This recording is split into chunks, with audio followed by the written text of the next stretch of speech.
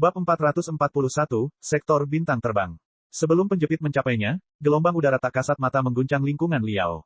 Turbulensi menutupi Liao seperti jaring yang tidak bisa ditembus.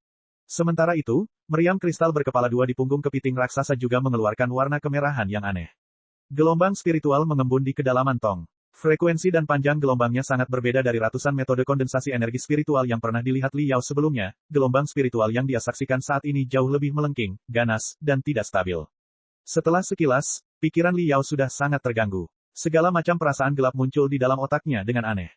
Liao tidak menunjukkan ekspresi. Bola matanya berputar dengan kecepatan tinggi saat ia menangkap setiap gerakan kepiting raksasa tersebut. Ini adalah pertarungan pertamanya di konstelasi asing, dan dia tidak ingin mengakhirinya secepat ini. Sebaliknya, dia berencana menganalisis kepiting tersebut untuk mendapatkan lebih banyak informasi tentang konstelasi khusus ini.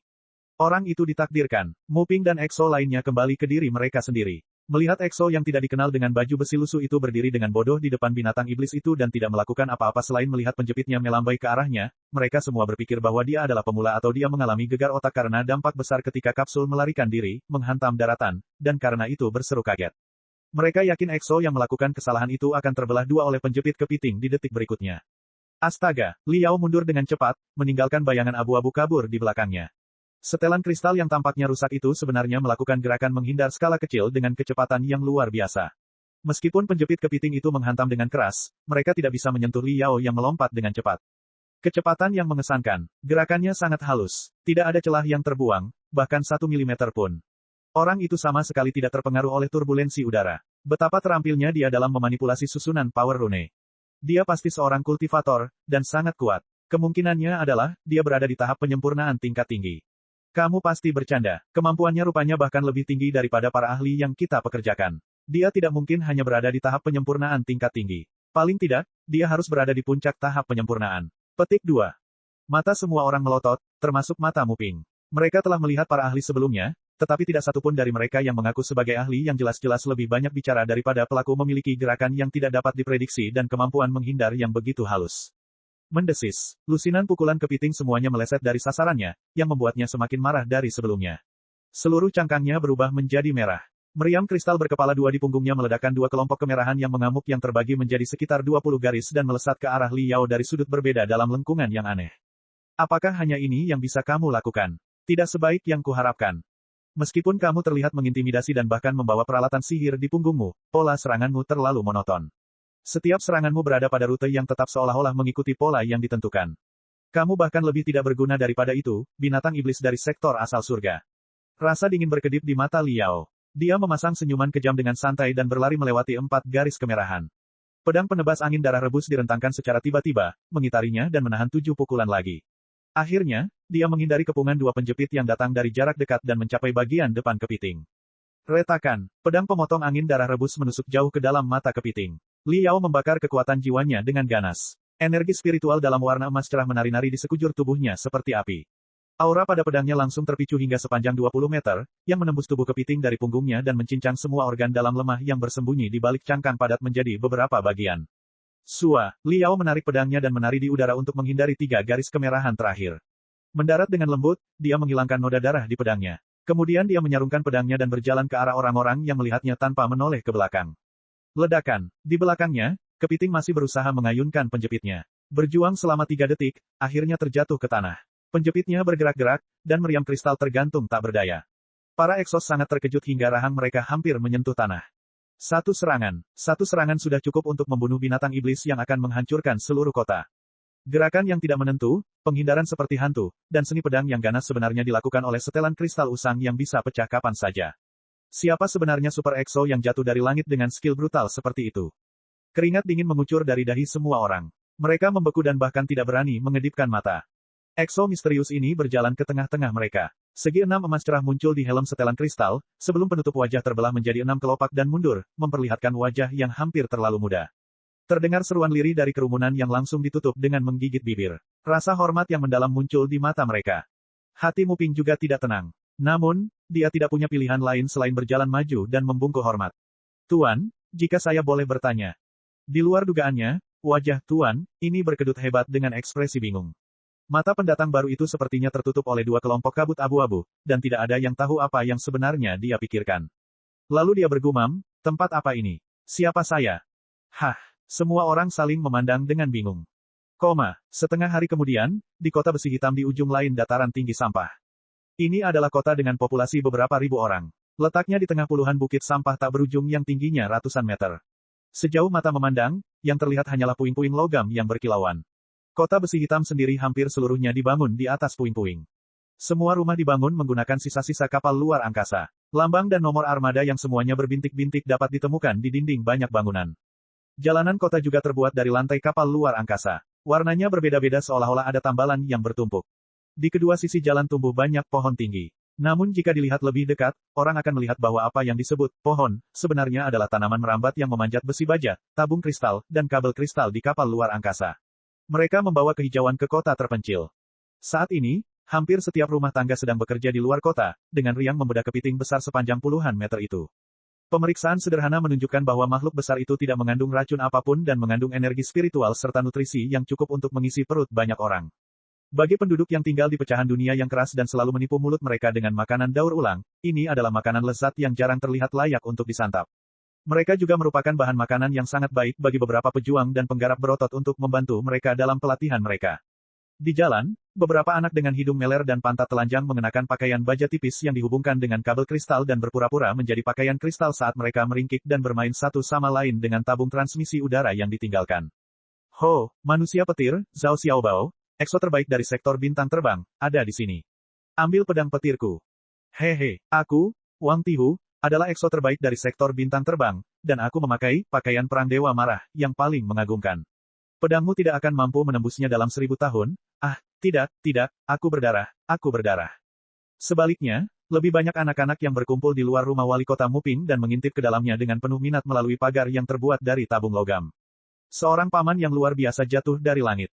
Dia baru saja mendarat di tanah ketika dia meletakkan seekor kepiting besar. Apakah dia dari aliansi orang suci surgawi? Ayahku berkata bahwa ekso paling cemerlang dari sektor bintang terbang semuanya berasal dari aliansi orang suci surgawi. Duduk di bawah atap, Li Yao menerima rasa hormat dari anak-anak kecil itu dengan agak malu. Ada pembersih air energi spiritual otomatis yang telah dibongkar dari kapal luar angkasa. Itu bisa memasukkan 21 rasa ke dalam air dengan menyesuaikan frekuensi getaran. Saat ini, sudah disetel ke rasa teh hijau. Udara dipenuhi aroma kesegaran yang samar-samar. Amnesia adalah penyamaran terbaiknya. Di satu sisi, dia terhindar dari kesulitan menjelaskan identitasnya. Di sisi lain, jika dia berhadapan dengan musuh yang tangguh, akan ada lebih banyak ruang baginya untuk bertindak. Oleh karena itu, Li Yao lupa segalanya, kecuali namanya sendiri. Namun situasi sebenarnya sepertinya menunjukkan bahwa dia terlalu khawatir. Fragmen dunia ini berada di tepi konstelasi. Meski cukup besar, hanya ada satu kota dengan populasi beberapa ribu orang. Tidak ada ahli yang kuat di sini. Bahkan Muping, wali kota-kota itu, hanya berada di tahap penyempurnaan tingkat menengah. Li Yao meninggalkan kesan mendalam pada semua orang dengan membunuh kepiting raksasa itu dengan satu tebasan. Oleh karena itu, dia tidak menemui banyak kesulitan dalam bergaul dengan mereka. Meskipun dia mengaku curiga bahwa dia tidak dapat mengingat apapun, Muping dan orang-orang lainnya tidak berani meremehkannya. Mereka mengundangnya ke kota dengan hormat dan menjelaskan situasi dasar konstelasi ini atas permintaannya. Spekulasi Li Yao terbukti benar. Dunia di sini diberi nama, sektor bintang terbang. Karena lingkungan di sini dulunya sangat menguntungkan bagi banyak logam langka dan material surgawi serta harta karun bumi, tempat ini telah menjadi basis penting Star Ocean Imperium 10.000 tahun yang lalu. Cukup banyak pusat pemurnian jas kristal, lembaga penelitian, dan universitas telah didirikan di sini. Untuk melindungi produsen pakaian kristal serta para ahli dan spesialis, armada besar kapal luar angkasa juga telah berbasis di sektor bintang terbang. Setelah ekspedisi 100 juta tahun cahaya, merampas 70% pasukan Star Ocean Imperium, sektor bintang terbang sebenarnya telah menjadi salah satu lembaga strategis paling penting di lini belakang. Oleh karena itu, setelah pecahnya pemberontakan Armageddon, pasukan penggarap iblis yang dirusak oleh iblis luar angkasa dan sisa iblis berkolaborasi untuk menyerang sektor bintang terbang tanpa peringatan. Aliansi para penggarap iblis dan para iblis terlibat dalam pertempuran sengit yang berkepanjangan dengan pasukan penggarap yang setia kepada kaisar tertinggi dan umat manusia.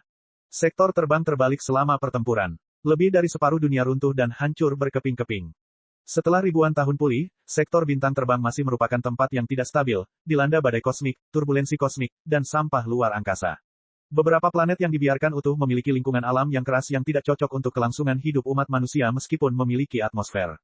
Oleh karena itu, berbeda dengan peradaban manusia di sektor asal surga, peradaban manusia di sektor bintang terbang sebenarnya tidak berakar pada sebuah planet, atau pada fragmen dunia yang cukup besar dan bahkan tak terbatas. Umat manusia di sektor bintang terbang hidup di pecahan dunia kecil, kapal luar angkasa, dan benteng bintang serta menjelajahi lautan bintang.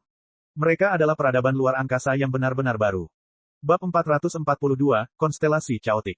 Ini adalah situasi dasar sektor bintang terbang. Planet-planet yang relatif lebih besar semuanya memiliki lingkungan yang sangat keras. Entah gurun tak berbatas, lautan bergelombang, atau dataran tinggi dengan pegunungan tidak rata yang tingginya lebih dari 5.000 meter. Udara di planet-planet seperti itu seringkali mengandung segala jenis kotoran, jika memang ada udara. Orang-orang biasa dan penggarap tingkat rendah merasa hampir tidak mungkin untuk bertahan hidup. Beberapa orang biasa memutuskan untuk hidup dan berkembang biak di planet-planet seperti itu, hanya untuk mengalami berbagai macam hal, mutasi dan berakhir tidak seperti manusia. Kami penduduk luar angkasa menyebut mereka orang barbar. Hanya penggarap tingkat tinggi yang sesekali mendarat di planet ini untuk mendapatkan bahan langka atau berburu binatang iblis. Kebanyakan orang lebih suka tinggal di lautan bintang. Ambil contoh kami. Kota kami berada di pinggiran sektor bintang terbang dan berbasis di pecahan kecil ini. Meskipun menurutku kota ini tidak makmur, ada cukup banyak medan pertempuran kuno di dekatnya tempat kami dapat menggali barang-barang berharga untuk digali, berdagang makanan dan kebutuhan sehari-hari lainnya dengan kota-kota lain. Kehidupan di sini bukanlah yang paling nyaman, tapi kita bisa puas dengan itu. Sekte budidaya, sebaliknya, lebih suka tinggal di kapal luar angkasa. Markas besar sebuah sekte seringkali berlokasi di kapal induk raksasa. Sejumlah besar kapal penjelajah dan kapal perusak yang kurang agresif akan menjadi cabang mereka.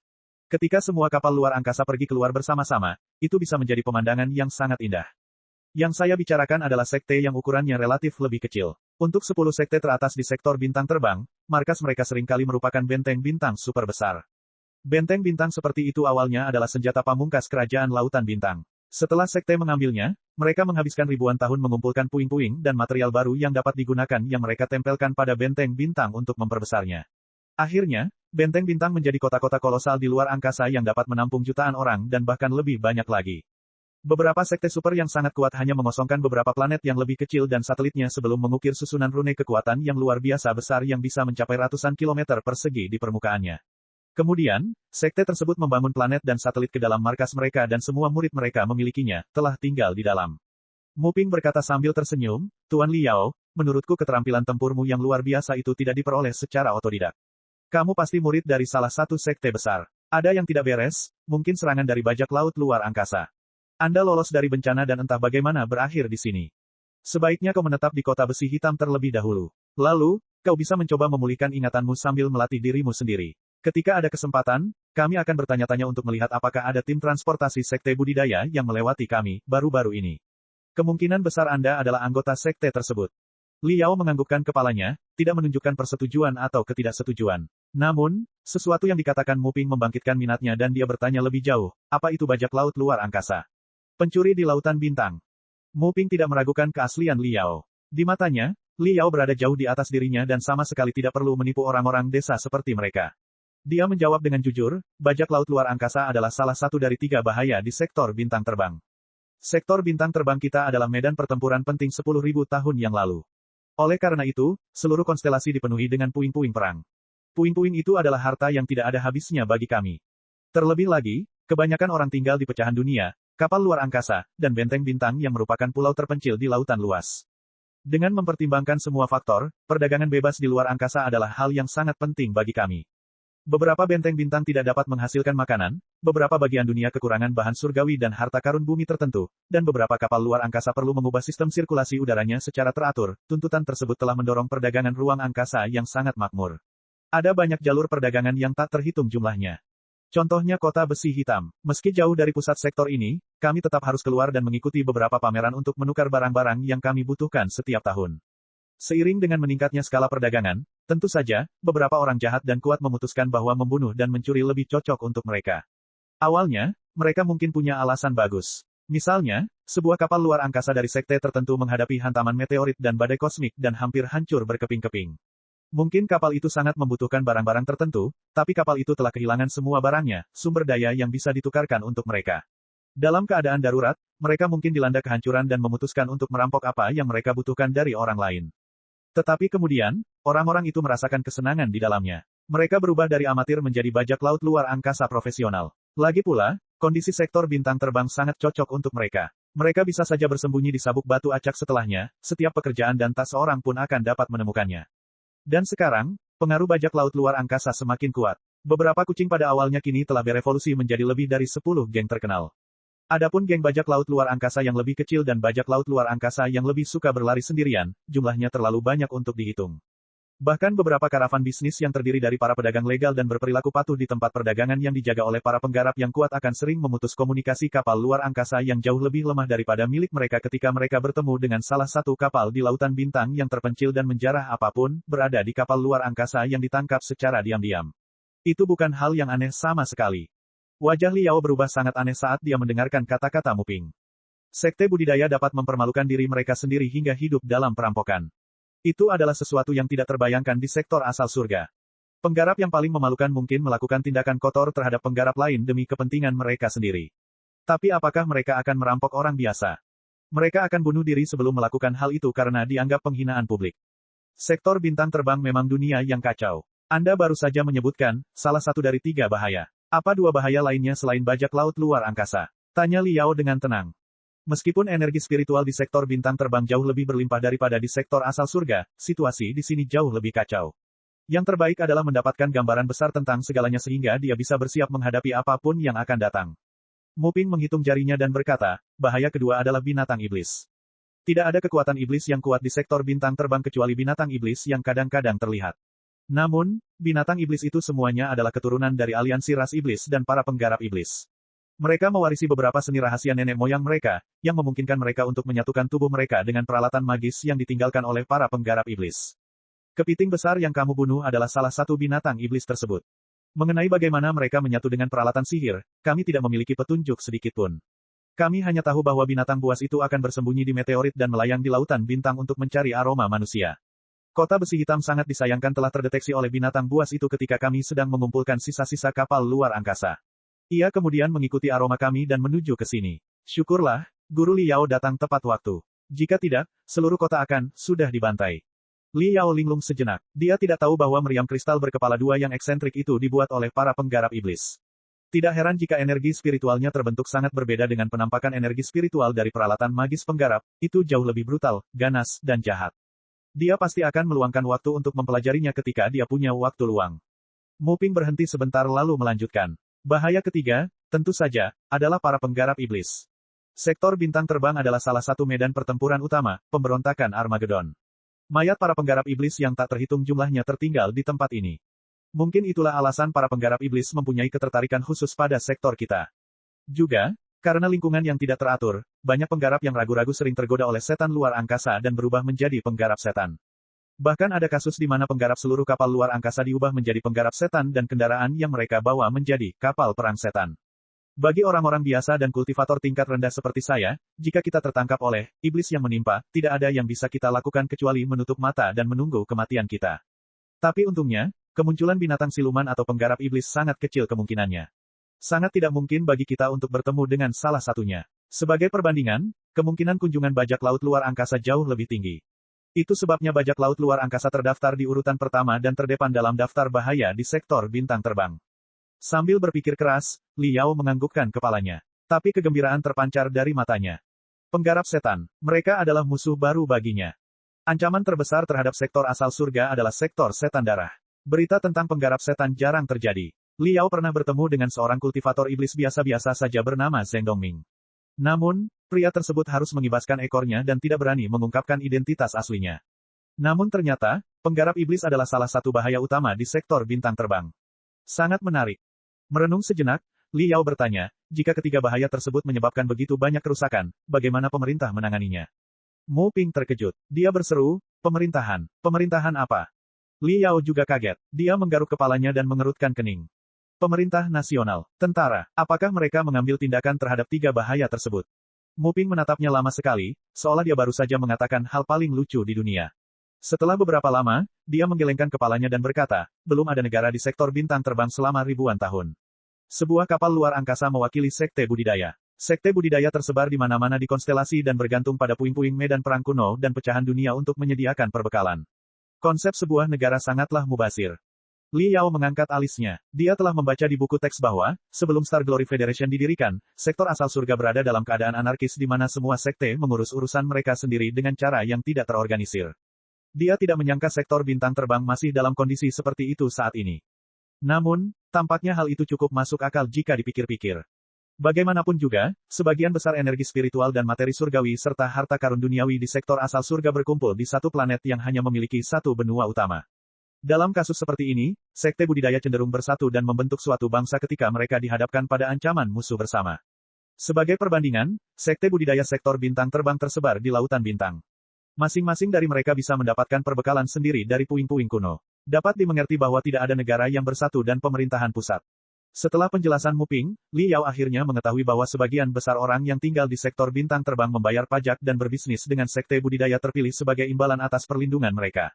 Ketika mereka terancam oleh tiga bahaya seperti serangan bajak laut luar angkasa, mereka dapat mengirimkan panggilan darurat ke sekte budidaya yang mereka pilih dan meminta bantuan mereka. Untuk menekan bajak laut luar angkasa dan memastikan keamanan jalur perdagangan antar sekte yang berbeda, banyak hadiah tinggi telah diumumkan, sehingga mengakibatkan semakin banyak kultivator dan pemburu yang tidak terafiliasi yang mengejar dan memangsa bajak laut luar angkasa, binatang iblis, dan penggarap iblis di lautan bintang atas imbalan yang melimpah. Bab 443, Kota Suci Surgawi. Secara umum, sektor bintang terbang lebih kacau daripada sektor asal surga, namun lebih bebas. Sekte budidaya di sini juga memiliki kekuatan lebih besar. Mereka sebenarnya adalah miniatur pemerintahan di dunia ini. Li Yao memikirkan sesuatu dan bertanya, lalu, kota besi hitam milik sekte mana? Muping tersenyum, agak malu, dan berkata, kota besi hitam bukan milik sekte manapun. Ternyata, domain besi hitam, pecahan dunia tempat kota besi hitam berada di tepi sektor bintang terbang, dikelilingi oleh sabuk batu berbahaya dan badai kosmik serta dihantui oleh gelombang spiritual. Berlayar di area ini akan menghabiskan banyak sumber daya. Meskipun terdapat medan pertempuran kuno di sini, itu adalah salah satu peninggalan yang telah dikembangkan pada tahun-tahun awal. Setelah ribuan tahun dieksploitasi, komponen-komponen utama dan material surgawi serta harta karun bumi yang berharga telah terkuras sejak lama. Yang tersisa hanyalah sisa-sisa pecahan yang berlubang atau cangkang kapal luar angkasa yang kosong. Bagi penggarap tingkat tinggi, mereka tidak terlalu berharga. Ini adalah tipikal desa terbelakang. Tak satu pun dari sekte besar yang menganggap tinggi tempat itu. Bahkan mengirimkan kapal luar angkasa besar untuk mendirikan cabang di sini hanya membuang-buang waktu dan sumber daya di mata mereka. Sebelumnya, sebuah sekte kecil bernama Sekte Trinitas telah ditempatkan di tempat ini. Namun sialnya badai kosmik menimpa mereka saat pemimpin mereka maju ke tingkat yang lebih tinggi dalam pengasingan. 2 dari 3 kapal luar angkasa sekte tersebut telah hancur berkeping-keping. Pemimpin sekte tersebut sangat kesal sehingga terobosannya diganggu, menyebabkan gangguan mental dan akhirnya kematiannya. Orang-orang yang selamat dari bencana itu jauh dari cukup untuk menjalankan sebuah sekte. Mereka memutuskan untuk bergabung dengan sekte besar lainnya di tengah konstelasi yang menerbangkan kapal luar angkasa terakhir mereka. Akibatnya, lusinan pecahan dunia dan kota kapal luar angkasa menjadi tidak terlindungi oleh sekte tersebut. Untungnya, tempat ini terlalu terpencil dan tidak subur. Bukan hanya para penggarap, bahkan para perompak luar angkasa pun hampir tidak tertarik pada hal itu. Selain itu, karena penduduk yang tinggal di lingkungan yang keras seperti itu, baik mereka penggarap tingkat rendah atau orang biasa, semuanya dilengkapi dengan pakaian kristal, mereka mampu melindungi diri mereka sendiri selama serangan binatang iblis kecil. Selama sejumlah besar bajak laut luar angkasa tidak menyerang, mereka akan relatif aman. Keuntungan dari tidak adanya perlindungan dari sekte budidaya adalah penduduk tidak perlu membayar pajak dan memenuhi tugas tenaga kerja. Lusinan kota di sini berdagang satu sama lain dan menyediakan apapun yang mereka butuhkan. Kehidupan mereka damai dan nyaman. Kepiting raksasa yang dibunuh Li Yao telah melayang ke tempat ini melalui meteor. Itu bukanlah binatang iblis lokal. Itulah sebabnya mereka merasa sangat sulit untuk menghadapinya. Li Yao mengangguk dan menyadari bahwa dia sangat beruntung bisa mendarat di tempat ini. Karena tidak ada sekte budidaya, tidak ada yang akan menyelidiki identitasnya. Nantinya, dia bisa melakukan perjalanan di sektor bintang terbang sebagai penduduk kota besi hitam. Kecuali jika seseorang curiga dan memutuskan untuk melanjutkannya lebih jauh, identitas palsunya akan mulus. Namun, fakta bahwa tidak ada sekte budidaya berarti pengetahuan umum tentang budidaya masih belum mencukupi di bidang ini, yang dapat disimpulkan dari cara semua orang memanggilnya. Dia hanya berada di tingkat menengah tahap fondasi bangunan, namun semua orang memanggilnya guru, seolah-olah dia adalah salah satu penggarap terbaik di alam semesta.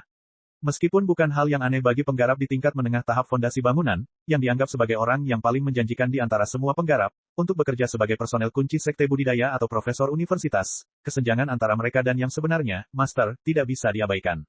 Dia harus keluar dari sini sesegera mungkin dan menemukan sekte budidaya sebenarnya di pusat sektor bintang terbang yang lebih makmur. Jika dia bisa bergabung dengan salah satu sekte budidaya dan mempelajari seni budidaya tingkat lanjut dari sektor bintang terbang, itu akan menjadi yang terbaik. Memikirkan bagian ini, Li Yao terus mengajukan pertanyaan. Wali kotamu, sekte manakah yang paling berpengaruh di sektor bintang terbang? Kecemerlangan yang penuh harapan terpancar dari mata Mu Ping saat dia menjawab sambil tersenyum. Ada hampir 100 sekte terkenal di sektor bintang terbang. Tapi yang terbesar dari semuanya tidak diragukan lagi adalah Aliansi Orang Suci Surgawi. Aliansi Orang Suci Surgawi bukanlah satu sekte, tetapi koalisi dari 6 sekte terkuat di sektor bintang terbang. 1000 tahun yang lalu, mereka menjembatani kapal luar angkasa utama dan benteng bintang mereka serta membangun sebuah kota metropolis super yang megah dan megah di ruang angkasa bernama Kota Suci Surgawi. Setelah 1000 tahun pembangunan, Kota Suci Surgawi telah tumbuh semakin besar seperti binatang raksasa melahap kapal luar angkasa baru dan benteng bintang. Saya diberitahu bahwa Kota Suci Surgawi adalah bangunan buatan manusia terbesar di sektor bintang terbang. Kota ini dapat menampung puluhan juta orang. Kota Suci Surgawi bukan hanya tempat di mana 6 sekte terkuat dari sektor bintang terbang bermarkas, namun juga membanggakan universitas-universitas terbaik, pusat pemurnian pakaian kristal tercanggih, arena terbesar dan paling mewah, dan asosiasi EXO paling banyak. Bagaimanapun, meskipun sektor bintang terbang tidak memiliki ibu kota, Kota Suci Surgawi adalah pusat sektor bintang terbang yang layak. Terlebih lagi, dikatakan bahwa para penggarap tingkat tinggi telah banyak mengubah interior Kota Suci Surgawi, sampai-sampai penduduk di dalam kota tidak merasa bahwa mereka melayang di angkasa sama sekali. Yang mereka lihat adalah awan putih dan langit biru. Yang mereka cium adalah udara segar. Mereka bisa menikmati pemandangan indah seperti danau buatan, sungai, gunung, bahkan lautan. Benar-benar surga dunia. Semua orang di terbang sektor bintang ingin sekali tinggal di Kota Suci Surgawi, meski hanya sebulan. Wajah Mu Ping bersinar. Bekas luka yang saling berhubungan di wajahnya mulai bergerak-gerak, menunjukkan keinginannya yang kuat. Li Yao juga sangat terkejut. Sebuah kota di luar angkasa yang memiliki lautan buatan. Pastilah itu merupakan kemegahan yang luar biasa. Kota Suci Surgawi. Tampaknya dia sudah mencapai tujuannya sekarang. Ketika dia tiba di Kota Suci Surgawi, dia akan dapat bergabung dengan sekte budidaya terkuat di mana dia dapat mempelajari keterampilan paling canggih dan teknologi paling canggih. Bahkan jika sekte budidaya ini menolaknya, menurut Mu Ping, masih ada universitas, arena, pusat pemurnian pakaian kristal, dan asosiasi EXO di Kota Suci Surgawi. Tampaknya informasi mengenai peralatan dan teknologi sihir di sektor ini tidak terlalu rahasia, dan terdapat forum publik di mana orang dapat belajar dan berkomunikasi. Jika demikian, dia bisa mempelajari banyak hal selama dia bisa mencapai Kota Suci Surgawi. Li Yao menelan ludahnya untuk menekan hasrat dalam hatinya. Kemudian dia bertanya dengan santai, seberapa jauh jarak dari sini ke Kota Suci Surgawi? Prosedur seperti apa yang ada untuk tinggal dan belajar di Kota Suci Surgawi dan bahkan bergabung dengan sekte budidaya? Mu Ping terbatuk dan berkata, dengan agak malu-malu, tidak ada yang bisa mengatakan dengan pasti jarak antara kita dan Kota Suci Surgawi. Sektor bintang terbang adalah tempat yang cukup luas dan sangat kacau. Banyak rute yang sering kali terpotong oleh sabuk batu dan sabuk kosmik badai. Turbulensi dan pusaran ruang angkasa yang berbahaya juga sering terjadi. Jika sebuah kapal luar angkasa berlayar ke wilayah yang tampaknya damai, mereka akan jatuh ke alam semesta 4 dimensi dan diteleportasi entah kemana secara langsung. Intinya adalah, kapal luar angkasa kita mungkin tidak dapat mencapai Kota Suci Surgawi dalam beberapa tahun. Selain itu, Kota Suci Surgawi tidak menetap di satu tempat, melainkan sebuah kota metropolis bergerak yang mengambang di lautan bintang, mencari daerah dengan energi spiritual paling melimpah, ia akan terbang ke tempat manapun yang memiliki lebih banyak sumber daya. Tentu, ada suar bintang. Tapi itu tidak disiapkan untuk masyarakat desa seperti kita. Kota Suci Surgawi adalah tanah suci bagi semua orang di sektor bintang terbang. Semua orang ingin menjadi penduduk Kota Suci Surgawi dan akan pergi ke sana dengan cara apapun. Meskipun Kota Suci Surgawi diperbesar setiap tahun, masih terlalu banyak orang yang memadatinya. 500 tahun yang lalu, cincin orbit mulai dibangun di pinggiran Kota Suci Surgawi untuk menampung lebih banyak penduduk. Cincin tersebut dikenal sebagai cincin bintang. Awalnya hanya satu cincin, lalu 2 cincin. Saat ini, bahkan cincin ke-9 sudah terisi. Cincin ke-10 sedang dibangun. Oleh karena itu, sejak 300 tahun yang lalu, Kota Suci Surgawi berhenti dibuka untuk orang luar secara umum. Setiap tahun, Kota Suci Surgawi akan mengusulkan kuota populasi tertentu dan menerbitkan sertifikat tempat tinggal yang sesuai kepada orang luar. Untuk mengajukan sertifikat tempat tinggal, seseorang harus terlebih dahulu membuktikan bahwa ia adalah talenta yang memenuhi syarat untuk Kota Suci Surgawi. Li Yao mengerutkan kening. Dan bagaimana seseorang bisa membuktikan dirinya sendiri? Mu Ping mengulurkan 2 jarinya dan berkata, ada 2 cara. Yang pertama adalah berpartisipasi dalam berbagai pertandingan yang diselenggarakan oleh Kota Suci Surgawi, seperti kejuaraan EXO dan kompetisi pemurnian. Pemenang pertandingan berhak untuk masuk Kota Suci Surgawi. Pertandingan tersebut belum tentu untuk para penggarap. Banyak di antaranya juga untuk orang biasa. Misalnya, tahun lalu, manajemen Kota Suci Surgawi menemukan setelah perhitungan yang lama bahwa kota itu kekurangan 300 koki. Oleh karena itu, pertandingan keterampilan memasak diadakan, dan 300 pemenang teratas diberi wewenang untuk tinggal di Kota Suci Surgawi meskipun mereka hanya juru masak. Cara kedua adalah menyelesaikan tugas-tugas khusus tertentu. Misalnya, seorang bajak laut luar angkasa telah melarikan diri ke kedalaman lautan bintang setelah melakukan kejahatan di kota suci surgawi. Penjaga kota suci surgawi tidak dapat menangkapnya untuk saat ini. Oleh karena itu, mereka mungkin mengusulkan hadiah dengan imbalan tambahan, misalnya, izin untuk tinggal di kota suci surgawi, selain keuntungan finansial. Namun, baik pertandingan yang diselenggarakan oleh kota suci surgawi atau tugas hadiah biasanya hanya terbuka untuk sekte besar lainnya dan orang-orang biasa di bawah perlindungan mereka. Tempat-tempat kecil seperti kita tidak memiliki tiket untuk mengambil bagian dalam pertandingan semacam itu sama sekali. Di sisi lain, kita sering ketinggalan berita terbaru, karena kita tidak tercakup dalam nexus spiritual. Kita hanya dapat mengetahui apa yang terjadi di dunia luar ketika kita menghadiri kermis. Sulit bagi kita untuk mendengar karunia di dalamnya waktu. Oleh karena itu, meskipun kota suci surgawi adalah surga di bumi, itu hanyalah lamunan bagi kami, haha. Muping tersenyum pahit dan menyesal. Li Yao menggaruk rambutnya. Kermis. Di tempat yang dipenuhi sisa-sisa kapal luar angkasa di mana berkas cahaya raksasa tergantung di dinding, kermis terdengar seperti kata yang cukup aneh. Tapi dia tidak melanjutkannya lebih jauh. Merenung sejenak, dia merenungkan apa yang baru saja dikatakan Muping. Tampaknya memasuki kota suci surgawi bukanlah pekerjaan mudah. Tapi pertama-tama, dia harus pindah ke pusat sektor bintang terbang di mana beritanya lebih sering diperbarui. Atau, dia bisa bergabung dengan sekte acak terlebih dahulu agar memenuhi syarat untuk berpartisipasi dalam pertandingan kota suci surgawi. Adapun jenis pertandingan apa yang harus diikuti. Baik dalam kompetisi pakaian kristal atau dalam kompetisi pemurnian, Li Yao yakin bahwa, meskipun dia mungkin bukan yang terbaik di sektor bintang terbang, keahliannya lebih dari cukup untuk memberinya tempat di kota suci surgawi. 10 juta orang tinggal di kota suci surgawi. Sebagian besar dari mereka pastilah orang-orang biasa. Li Yao tidak percaya bahwa dia akan lebih buruk dari mereka. Tiba-tiba, Li Yao memikirkan sesuatu yang baru saja disebutkan oleh Muping. Kebingungan terlihat jelas di wajahnya, dia bertanya, "Wali kotamu, Anda baru saja mengatakan bahwa setiap rumah tangga di daerah ini memiliki pakaian kristal. Tapi dari apa yang saya lihat, tidak banyak penggarap di kota ini. Lalu, siapa orang-orang yang memakainya? Setelan kristal itu." Bab 444, Kartu Keterampilan. Bingung, Muping mengedipkan matanya dan bertanya, "Apa maksudmu, Guru Li?" Pakaian kristal kami bukanlah pakaian tempur khusus tetapi dimodifikasi berdasarkan pakaian teknik dan pakaian pertanian. Pakaian tersebut tidak memerlukan penggarap untuk memakainya. Ini milik kami orang desa yang telah menggunakannya. Hanya ada 4 penggarap di kota besi hitam. Saya adalah yang terkuat di antara semuanya, meskipun saya hanya berada di tahap penyempurnaan tingkat menengah. Itu sebabnya saya terpilih sebagai wali kota. Tempat ini miskin dan terbelakang, bukan sesuatu yang sangat disukai oleh anak-anak muda dengan bakat di bidang budidaya. Kebanyakan dari mereka meninggalkan kampung halamannya dan mencari nafkah di pecahan dunia yang lebih besar atau kota kapal luar angkasa. Kaum muda menginginkan yang terbaik untuk diri mereka sendiri, sulit bagi kami untuk mengatakan tidak. Oleh karena itu, satu-satunya penggarap di kota ini adalah beberapa orang tua seperti saya, yang telah mengalami banyak kemunduran dan belum mencapai sesuatu yang luar biasa selama puluhan tahun bepergian keluar dan kemampuan kami sepertinya tidak akan berkembang. Pensiun dan melanjutkan kehidupan lama di kampung halaman adalah pilihan yang lebih baik bagi kami. Li Yao bingung dan terkejut. Dia bisa menebak 1 atau 2 hal tentang rekayasa pakaian kristal, tapi apa itu pakaian kristal bertani? Apakah para petani di tempat ini mengolah tanah dengan pakaian kristal? Itu pasti sebuah lelucon. Lagi pula, orang biasa bisa memakai jas kristal. Pola pikir Li Yao telah berubah total. Pakaian kristal adalah peralatan magis dari peralatan magis. Itu adalah senjata pamungkas di sektor asal surga. Bukan hanya petarung acak, tidak banyak kultivator tingkat rendah yang dilengkapi dengan jas kristal sebelum jas kristal MP dipromosikan. Itu sebagian karena harga jas kristal tidak terjangkau, dan sebagian lagi karena memakai jas kristal membutuhkan kemampuan pribadi yang tinggi. Pertama-tama, melalui kamera dan telinga kristal dengan sensitivitas tinggi, setelan kristal dapat mengumpulkan sejumlah besar informasi dalam sekejap dan menuangkannya ke dalam otak EXO. Kemampuan komputasi masyarakat awam masih jauh dari cukup untuk mengatasinya.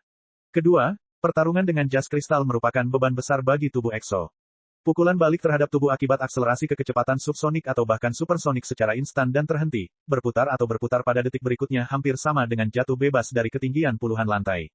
Jika orang biasa mengenakan pakaian kristal seperti itu, kemungkinan besar, setelah akselerasi sesaat, berhenti tiba-tiba, dan zigzag, organ dalam mereka akan meledak.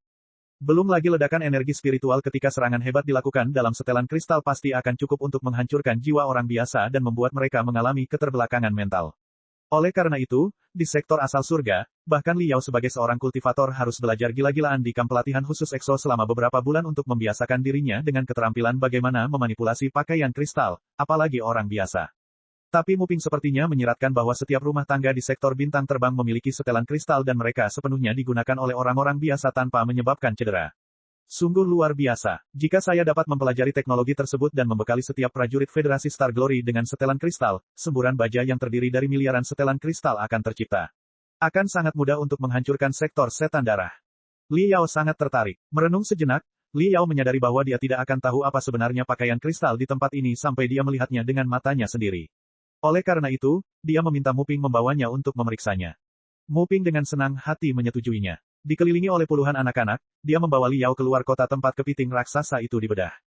Penduduk kota besi hitam tinggal di peninggalan medan pertempuran kuno. Mereka kadang-kadang juga memburu binatang iblis yang mengganggu. Oleh karena itu, mereka cukup familiar dengan pekerjaan tersebut.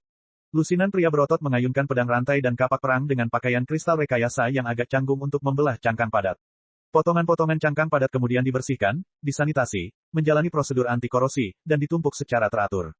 Cangkang padat adalah salah satu bahan terbaik yang bisa digunakan untuk berdagang dengan kota lain. Sedangkan daging rajungan yang ada di dalamnya kasar dan keras sehingga tidak mudah dimakan.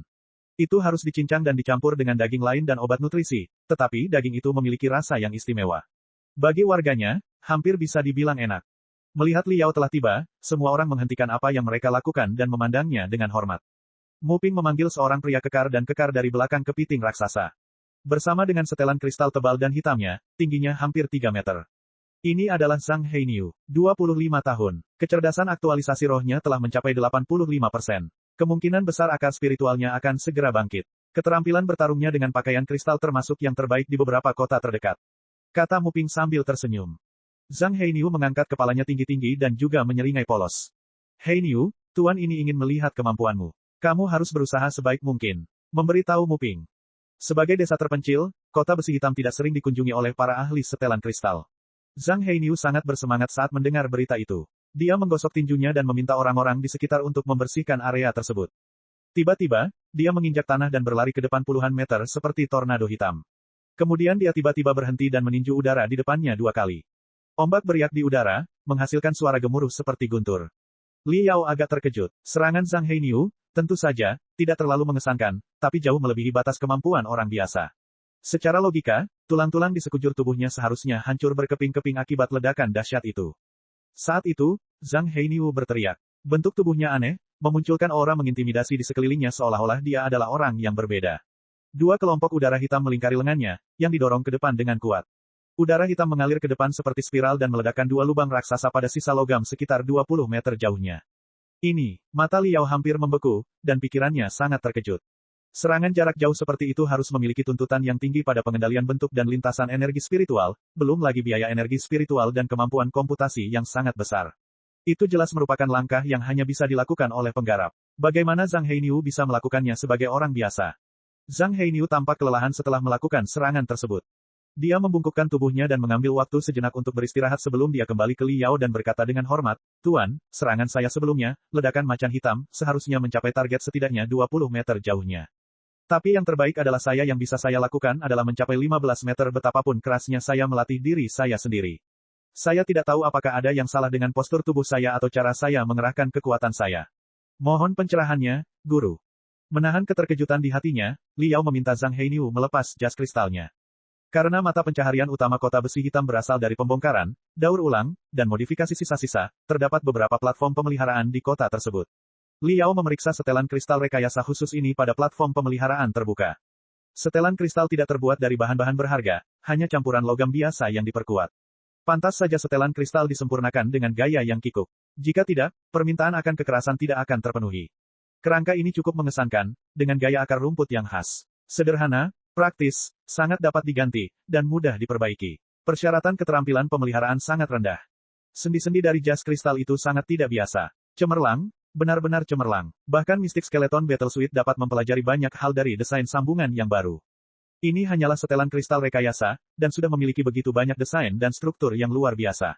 Saya bertanya-tanya, seberapa hebatkah setelan kristal tempur sebenarnya dari sektor bintang terbang? Hah? Apa ini? Li Yao menemukan hampir 100 susunan rune di bagian dalam setelan kristal yang belum pernah dia lihat sebelumnya. Dilihat dari konstitusi dan model sirkulasi susunan rune, tujuannya adalah untuk menahan ledakan dan meningkatkan kekuatan Exo. Tampaknya susunan rune ini memberikan perlindungan sempurna dan bantuan luar biasa kepada Exo sehingga tubuh orang biasa cukup untuk menopang setelan kristal tersebut. Sedangkan untuk pemrosesan informasi, Li Yao memberikan perhatian khusus pada prosesor kristal dari setelan kristal rekayasa. Ia menemukan bahwa, bukan saja prosesor kristal tersebut ditambah dengan beberapa unit miniatur yang baru baginya, bahkan terdapat 2 slot kecil di dalamnya. Salah satunya kosong, sedangkan yang lainnya berisi kartu. Liao mengeluarkan kartu itu dengan tang. Itu adalah kartu yang tidak lebih besar dari kuku dan tebalnya kurang dari 1 mm. Tapi ada kabel kristal yang tak terhitung jumlahnya di tepi kartu. Tampaknya kartu tersebut telah ditumpuk oleh lapisan membran kristal yang sangat tipis. Permukaan kartu kristal diukir dengan lebih dari 20 susunan rune mini, yang bermandikan kecerahan glamor, dengan energi spiritual mengalir samar-samar. Teknik pembuatan susunan rune strik yang canggih. Kartu kristal itu hanya tebalnya 1 mm, tetapi sebenarnya merupakan satu set yang terdiri dari setidaknya 100 membran kristal. Jika masing-masing membran telah diukir dengan 20 susunan rune mini, akan ada banyak hal yang dapat dilakukan oleh kartu kristal seperti kuku ini. Liao diam-diam memberikan pujiannya. Kemudian dia mengerutkan kening seolah sedang berpikir keras dan bertanya pada Mu Ping, apa namanya? Kelihatannya agak familiar, tapi aku tidak ingat apa namanya. Ini adalah kartu keterampilan. Saya yakin Guru Li pasti sudah menggunakannya sepanjang waktu sebelumnya. Tentu saja terlihat familiar. Mu Ping menjelaskan, bagi kami, para penggarap tingkat rendah dan petarung biasa, meskipun kami dapat menyelesaikan gerakan serangan dan pertahanan sederhana dalam setelan kristal, keterampilan yang lebih rumit dan yang terhebat sangat menggoda namun tidak dapat kami capai. Tetapi kartu keterampilan dapat menyimpan jurus pamungkas dari penggarap tingkat tinggi. Ketika mereka dimasukkan ke dalam setelan kristal, mereka akan terpicu secara otomatis. Semua keterampilan yang disimpan di dalamnya akan siap. Dengan pemikiran telepati, setelan kristal akan kendalikan tubuh kami dan biarkan kami melakukan skill pamungkas yang kami pilih. Mata Liao melotot terbuka lebar. Sektor bintang terbang memang merupakan tempat yang menakjubkan. Bahkan ada hal-hal menakjubkan. Penggarap dapat menyegel gerakan mereka sendiri dalam kartu kristal dan membiarkan orang lain menggunakannya. Mu Ping menyeringai. Sektor bintang terbang adalah tempat yang terlalu besar, dan penduduknya tersebar di mana-mana di lautan bintang.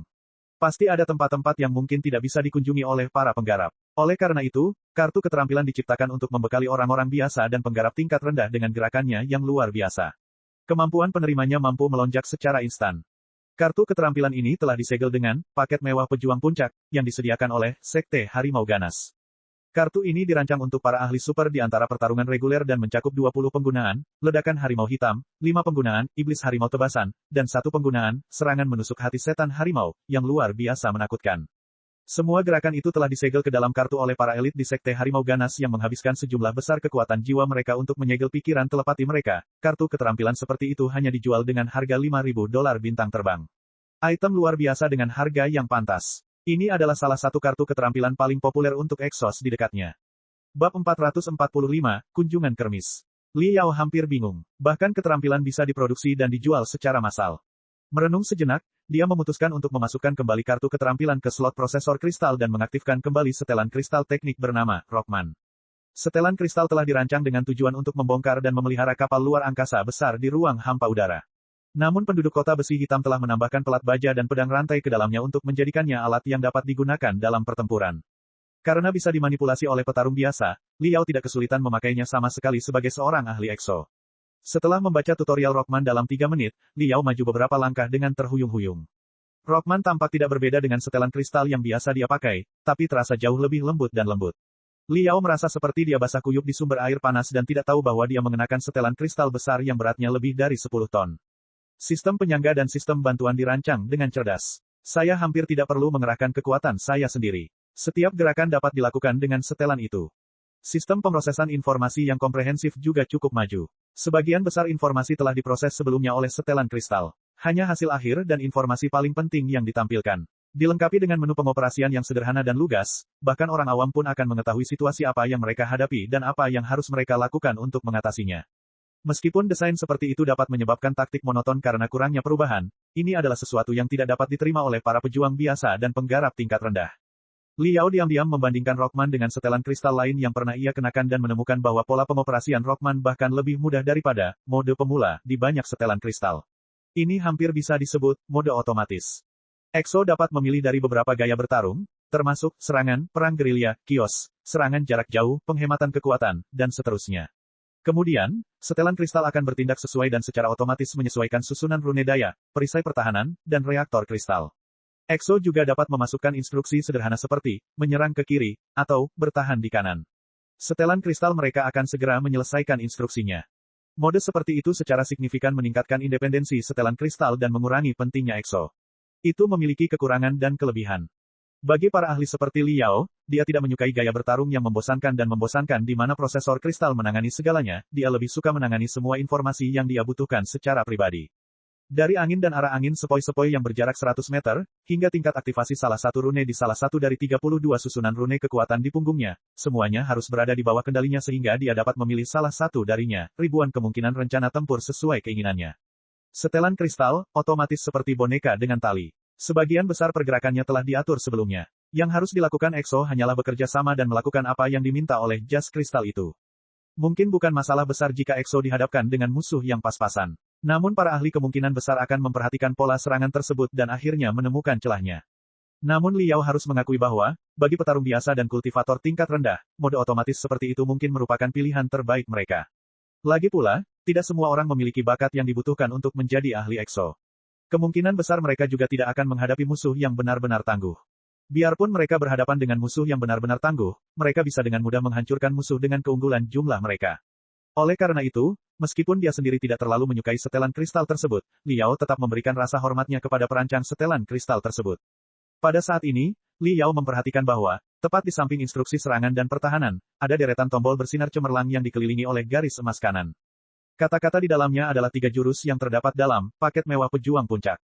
Ledakan harimau hitam, tebasan setan harimau, dan rentetan penusuk jantung setan harimau. Liao sangat tertarik. Dia mengunci ledakan macan hitam dengan salah satu pikiran telepatinya dan memicunya dengan lembut. Sesaat, hantu transparan tampak pecah di depan matanya. Gelombang spiritual yang kuat dan pikiran telepati terdengar di sekelilingnya. Rockman mengeluarkan suara melengking, dengan aura mengintimidasi di sekelilingnya. Pengingat baru muncul di berkas cahaya, memintanya melakukan gerakan tertentu dengan lengan dan badannya. Liao menyilangkan tangannya dan mendorong ke depan. Dia baru saja mengerahkan kekuatannya ketika 2 aliran energi spiritual yang sangat besar meledak keluar dari reaktor kristal seperti yang baru saja dilakukan Zhang Heinyu, kecuali pusaran hitam energi spiritual mencapai lebih dari 30 meter jauhnya. Seperti yang saya harapkan, kartu keterampilan tidak hanya menyimpan instruksi gerakan tertentu, tetapi juga berisi salah satu pemikiran telepati dari penggarap yang memproduksinya. Penggarap pasti menghabiskan banyak waktu dan tenaga untuk itu. Itu sama otentiknya dengan serangan mereka sendiri. Cukup mengesankan. Sangat puas, Liao melepas jas kristalnya. Dia berkata kepada Zhang Heinyu, setelah berpikir sejenak, hal yang paling penting tentang ledakan macan hitam bukanlah seberapa besar kekuatan yang kamu berikan untuk mendorongnya keluar, tetapi kekuatan helix di dalam ketika kamu meninju. Kamu harus mengayunkan kekuatanmu daripada mendorongnya keluar. Cobalah untuk memahaminya. Kerusakan seranganmu seharusnya bisa meningkat sebesar 10% setelah kamu melakukannya. Terima kasih banyak, Guru. Teriak Zhang Heinyu dengan semangat. Li Yao tersenyum. Merenung sejenak, dia berkata kepada Mu Ping, wali kotamu, saya ingin membuat kesepakatan dengan kota besi hitam. Dalam setengah bulan berikutnya, Li Yao tinggal di kota besi hitam, sebagian untuk mengumpulkan semua informasi berguna tentang sektor bintang terbang, dan sebagian lagi untuk mempelajari setelan kristal otomatis dari sektor bintang terbang dengan lebih cermat. Untuk menghadapi kepiting raksasa tersebut, beberapa EXO mengalami luka yang sangat parah, dan 2 di antaranya tewas di tempat. Hampir semua pakaian kristal telah rusak parah. Beberapa kerusakan kecil dapat diatasi sendiri. Tapi jas kristal dengan kerusakan lebih besar harus dikirim ke kota yang lebih besar bernama Star Lord Temple untuk diperiksa. Liao telah mengusulkan untuk memelihara dan juga memperkuat pecahan kristal itu dengan imbalan salah satunya. Gaya dari Mystic Skeleton Battle Suite berbeda dari pakaian kristal di sektor bintang terbang. Juga, itu telah ditempel dengan banyak bahan dari Skeleton Dragon. Skeleton Dragon adalah iblis kuno yang mematikan 40.000 tahun yang lalu. Bahan tubuhnya dan sisa-sisa peralatan sihir kuno yang dikumpulkannya pasti merupakan harta karun yang tidak terlihat setiap hari. Meskipun Liao telah menutupinya dan tak seorang pun menyadari ada sesuatu yang salah di kota besi hitam, Liao yakin bahwa, karena dunia ini membanggakan teknologi canggih dalam pakaian kristal, sangat mungkin seseorang akan mengetahui rahasia pakaian kristalnya, setelah dia mencapai tempat-tempat yang lebih makmur dan bertemu dengan para ahli perdagangan yang sebenarnya. Jika demikian, dia mungkin akan disalahkan meskipun dia tidak melakukan kesalahan apapun hanya karena dia memiliki harta yang tak tertandingi. Seseorang mungkin menginginkan material tubuh Skeleton Dragon dan memutuskan untuk memburunya. Ini akan menjadi gangguan besar baginya. Oleh karena itu, Li Yao telah memutuskan bahwa jas tempur kerangka mistik akan menjadi senjata rahasianya yang tidak akan digunakan kecuali jika benar-benar diperlukan. Dan ketika senjata rahasia itu akan digunakan, semua musuh yang melihatnya harus dilenyapkan. Jadi, dia membutuhkan setelan kristal umum dari sektor bintang terbang untuk penggunaan sehari-hari. Saat ini, dia bisa puas dengan setelan kristal teknik. Lagi pula, dia selalu bisa meningkatkan setelan kristalnya setelah dia tiba di tempat yang lebih makmur. Liao menghabiskan 10 hari merawat semua pakaian kristal rekayasa dan pakaian kristal pertanian. Dia pada dasarnya memahami gaya pemurnian setelan kristal awal dari sektor bintang terbang. Meskipun dia belum sepenuhnya mengetahui susunan rune rumit di dalam setelan kristal, dia tidak menemukan masalah besar dalam melakukan pekerjaan perbaikan dasar. Kemudian, dia mulai memodifikasi Rockman miliknya sendiri. Karena itu adalah setelan kristal rekayasa dan tidak akan memiliki kemampuan tempur yang cukup, tidak peduli bagaimana itu dimodifikasi, Li Yao memutuskan untuk mengambil jalan sebaliknya. Dia sepenuhnya memulihkan karakteristik setelan kristal teknik untuk Rockman dan menambahkan 2 lengan serbaguna tambahan yang diisi dengan semua jenis peralatan pemeliharaan dan pemurnian. Rockman saat ini memiliki 4 lengan, dengan tas penyimpanan besar di punggungnya yang dapat membawa banyak unit dan komponen peralatan sihir. Kelihatannya agak kikuk dan eksentrik. Sengaja, Li Yao tidak memoles atau memperkuat permukaan jas kristal barunya.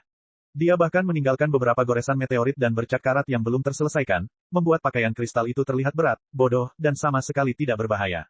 Di medan pertempuran, itu akan cocok dengan setiap deskripsi setelan kristal logistik standar untuk pemeliharaan. Sesuai dengan Rockman adalah identitas baru yang ditetapkan Li Yao untuk dirinya sendiri. Li Yao, 23 tahun, lahir dan besar di peninggalan kecil di pinggiran sektor bintang terbang. Karena transportasi yang buruk, dia tidak pernah berhubungan dengan dunia luar, kecuali cerita yang diceritakan dan pengetahuan yang dia pelajari dari buku. Karena dia telah hidup dengan sampah di relik sejak dia masih kecil, bakatnya dalam pemeliharaan peralatan sihir ditemukan sejak dini. Dia sangat ahli dalam pemeliharaan dan modifikasi pakaian kristal tingkat pemula. Setengah tahun yang lalu, kampung halamannya dihancurkan oleh hujan meteorit yang tidak terduga, hanya sedikit yang selamat. Dia telah berkeliaran di beberapa kota luar angkasa lainnya dan akhirnya belajar lebih banyak tentang dunia luar, terutama informasi mengenai kota suci surgawi. Sebagai seorang pemuda yang ingin menjadi ahli dalam pemurnian jas kristal, dia sekarang berusaha untuk mencapai kota suci surgawi. Ada lebih banyak pemuda di sektor bintang terbang yang berbagi pengalaman hidup serupa daripada setitik debu di sini. Menuju kota suci surgawi hampir menjadi impian semua orang di sektor bintang terbang. Identitas seperti itu tidak mencolok dan sulit dipalsukan. Itu juga memberikan penjelasan yang cukup masuk akal untuk keterampilan pemeliharaan dan modifikasinya. Setelah dia meninggalkan kota besi hitam dan berjalan ke kedalaman lautan bintang, tidak ada yang meragukan latar belakangnya. Wali kotamu telah memberitahunya bahwa akan ada kermis di kota besar terdekat bernama Kuil Bintang Dewa selama 5 hari terakhir setiap bulannya. Saat itu, armada puluhan kota dan desa di tempat ini semuanya akan mengikuti kermis, bertukar kabar dan barter barang. Ada juga kargo yang berangkat ke tempat-tempat yang lebih makmur secara teratur di Kuil Star-Lord. Para pemuda yang ingin mencari nafkah di dunia luar seringkali memilih naik kapal kargo karena harga tiket yang cukup terjangkau. Bagi yang menguasai keterampilan tertentu dan bisa bekerja sebagai pelaut atau mekanik, bahkan bisa naik kapal kargo secara gratis. Kota besi hitam menderita kerugian yang sangat besar. Tidak hanya beberapa penduduk mereka yang terbunuh atau terluka dalam pertempuran tersebut, para penjaga profesional yang mereka pekerjakan dari Star-Lord Temple juga telah meninggal. Diharapkan mereka mengirim mayat-mayat itu kembali. Selain itu, material berharga yang mereka ambil dari kepiting raksasa hanya bisa dijual di Star-Lord Temple. Oleh karena itu, kermis bulan ini menjadi hal yang wajib mereka hadiri. Li Yao menawarkan diri untuk pergi bersama mereka. Mu Ping khawatir tentang masalah keamanan karena mereka akan membawa begitu banyak material binatang iblis dan karena itu setuju dengan senang hati. Bab 446, Toko Berita. 6 hari kemudian, dengan kapal induk yang lusuh, Mu Ping membungkuk ke arah sinar dan berkata kepada Li Yao dengan sungguh-sungguh, di depan kita adalah kuil penguasa penginjak laut. Di dalam pancaran cahaya itu ada sisa-sisa kapal penjelajah yang panjangnya lebih dari 3.000 meter dengan cincin pertahanan di sekelilingnya. Kepala dan ekornya hancur, pertanda jelas bahwa kapal penjelajah tersebut tidak akan bisa berlayar lagi. Bagian tengah kapal penjelajah itu masih utuh dan memancarkan sinar mistik samar 7 warna. Mu Ping menjelaskan, Lord Sistomper dulunya adalah kapal penjelajah tingkat, Sistomper, dari Star Ocean Imperium 10.000 tahun yang lalu. Saat ini, sebagian besar strukturnya terlalu rusak untuk diperbaiki. Namun banyak tempat tinggal di bagian tengahnya, kapal luar angkasa masih berfungsi. Selain itu, karena pertahanan disorot dalam desain kapal luar angkasa model khusus ini, cincin pelindung di sekitarnya masih berfungsi dan dapat melepaskan perisai spiritual yang kokoh. 500 tahun yang lalu, sebuah armada yang terhempas oleh badai kosmik menemukan tempat itu secara tidak sengaja dan selamat dari bencana tersebut dengan bersembunyi di dalam lingkaran pelindung. Sejak itu, tempat itu menjadi terkenal. Semua orang mengatakan bahwa jiwa kapal luar angkasa telah menjadi dewa, menjaga penduduk di daerah ini dari dunia gaib. Tempat ini adalah pelabuhan terbaik yang pernah ada. Seiring berjalannya waktu, kapal luar angkasa ini dikenal sebagai Lord Sistomper, dan tempat tersebut secara umum disebut Star-Lord Temple. Ini adalah pusat perdagangan dari lusinan kota luar angkasa di dekatnya. Banyak orang telah pindah ke dalam tempat tinggal kapal luar angkasa, secara bertahap mengubahnya menjadi kota yang padat. Saudara keempat, persembahkan dupa kepada Tuhan kita. Seorang lelaki gagah menjawab dan mengusap celana linennya. Kemudian, dia mengetik dengan cepat di sorotan cahaya. Pengangkut itu menggigil dan mengirimkan 3 berkas cahaya gading dari kepalanya ke ujung depan Lord Sistomper. Ketiga sinar mistik itu tidak agresif sama sekali, mereka membawa energi spiritual paling murni dan stabil. Setelah mereka menembus ujung depan Lord Sea Stomper, ratusan lubang di sana mulai berkilauan seperti mata berkedip yang tak terhitung jumlahnya, memunculkan rasa misteri. Mu Ping dan penduduk kota menutup mata dan berdoa. Semoga Lord Sea Stomper menjaga kota besi hitam dan memastikan bahwa kota itu tidak diganggu oleh binatang iblis, bajak laut luar angkasa, atau badai kosmik. Akan lebih baik jika kita dapat menemukan lebih banyak harta berharga di peninggalan kuno. Jika kita menghasilkan banyak uang kali ini tahun berkat bantuan Anda, kami pasti akan memberikan Anda sistem sirkulasi air tahun depan. Li Yao menganggapnya sangat lucu. Sebagai seorang penggarap modern yang gigih, ia tidak percaya pada kekuatan gaib yang keberadaannya sulit dibuktikan. Dia menghubungi Mo Xuan saat ini. Mo Xuan dan kru lainnya tidak bermalas-malasan saat Li Yao tinggal di kota besi hitam. Mereka telah mengumpulkan banyak sisa-sisa kapal perang di medan pertempuran kuno dan menutupi Sparkle dengan mereka dengan cara yang berantakan. Saat ini, bahkan jika Mo Xuan memarkir Sparkle tepat di depan Li Yao, dia tidak akan bisa mengenalinya. Kemudian, setelah memukau sisa-sisa kapal luar angkasa lainnya, Mo Xuan mengikuti Li Yao. Medan pertempuran ada di mana-mana di sektor bintang terbang. Diaduk oleh badai kosmik, sisa-sisa yang tak terhitung jumlahnya mengambang di lautan bintang. Tidak ada yang akan memperhatikan mereka sama sekali. Li Yao bertukar kemajuan terbaru dengan Mu Xuan dan kelompoknya. Mu Xuan juga cukup tertarik dengan gaya penyempurnaan setelan kristal sektor bintang terbang.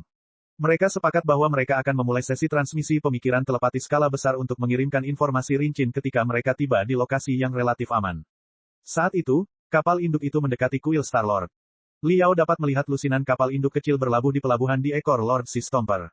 Beberapa kapal induk lainnya memasuki pelabuhan secara perlahan. Mereka semua mendeteksi pembawa kota besi hitam dan memancarkan sinar mistik dengan ritme tetap satu demi satu, menyiarkan identitas mereka kepada pendatang baru.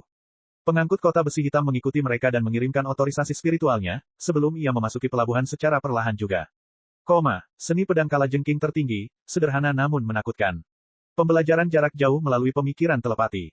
Diselenggarakan dalam kelas-kelas kecil. Pembelajaran terkonsentrasi selama 1 bulan akan cukup bagi Anda untuk mempelajari 3 level pertama. Biaya sekolah hanya $15.000. 50 siswa pertama untuk mendaftar, dengan tambahan $5.000, akan menerima pedang kalajengking tertinggi gratis yang panjangnya 2,4 meter dengan 3 duri berbisa yang tertanam di ujungnya. 100% benar dan asli. Jumlah karyawan kami terbatas jika kamu tertarik. Kartu keterampilan. Kartu keterampilan baru telah tiba. Kartu keterampilan super yang dihasilkan oleh para tetua dari Sekte Gigi Cita, semua penggarap tahap formasi inti, yang berisi 72 rangkaian gerakan mematikan, kini tersedia. Begitu kamu memulai gerakan pertama, kamu tidak akan bisa menghentikan gerakan itu, setelah 3 menit serangan seperti badai. Lihat, ada tanda tangan dari para tetua Sekte Gigi Cita. Mereka benar-benar asli. Semua orang dipersilakan untuk memeriksanya di cabang Sekte Gigi Cita. Apakah kamu ingin menjadi ahli yang tak tertandingi di dunia? Apakah kamu ingin namamu bergema di sektor bintang terbang? Apakah kamu ingin mengapresiasi sepenuhnya misteri dunia budidaya? Bergabunglah dengan Rumbling Thunder Union. Rumbling Thunder Union memiliki sejarah yang panjang dan kemampuan yang luar biasa saat ini. Kami memiliki pengalaman dalam industri transportasi, industri pertambangan, dan industri pemurnian pakaian kristal. Saat ini, kami memiliki total 35 kapal luar angkasa, 13 kapal besar tambang skala, dan pusat pemurnian di 4 planet. Kemampuan komprehensif kami selalu menempati peringkat 20 teratas di sektor bintang terbang.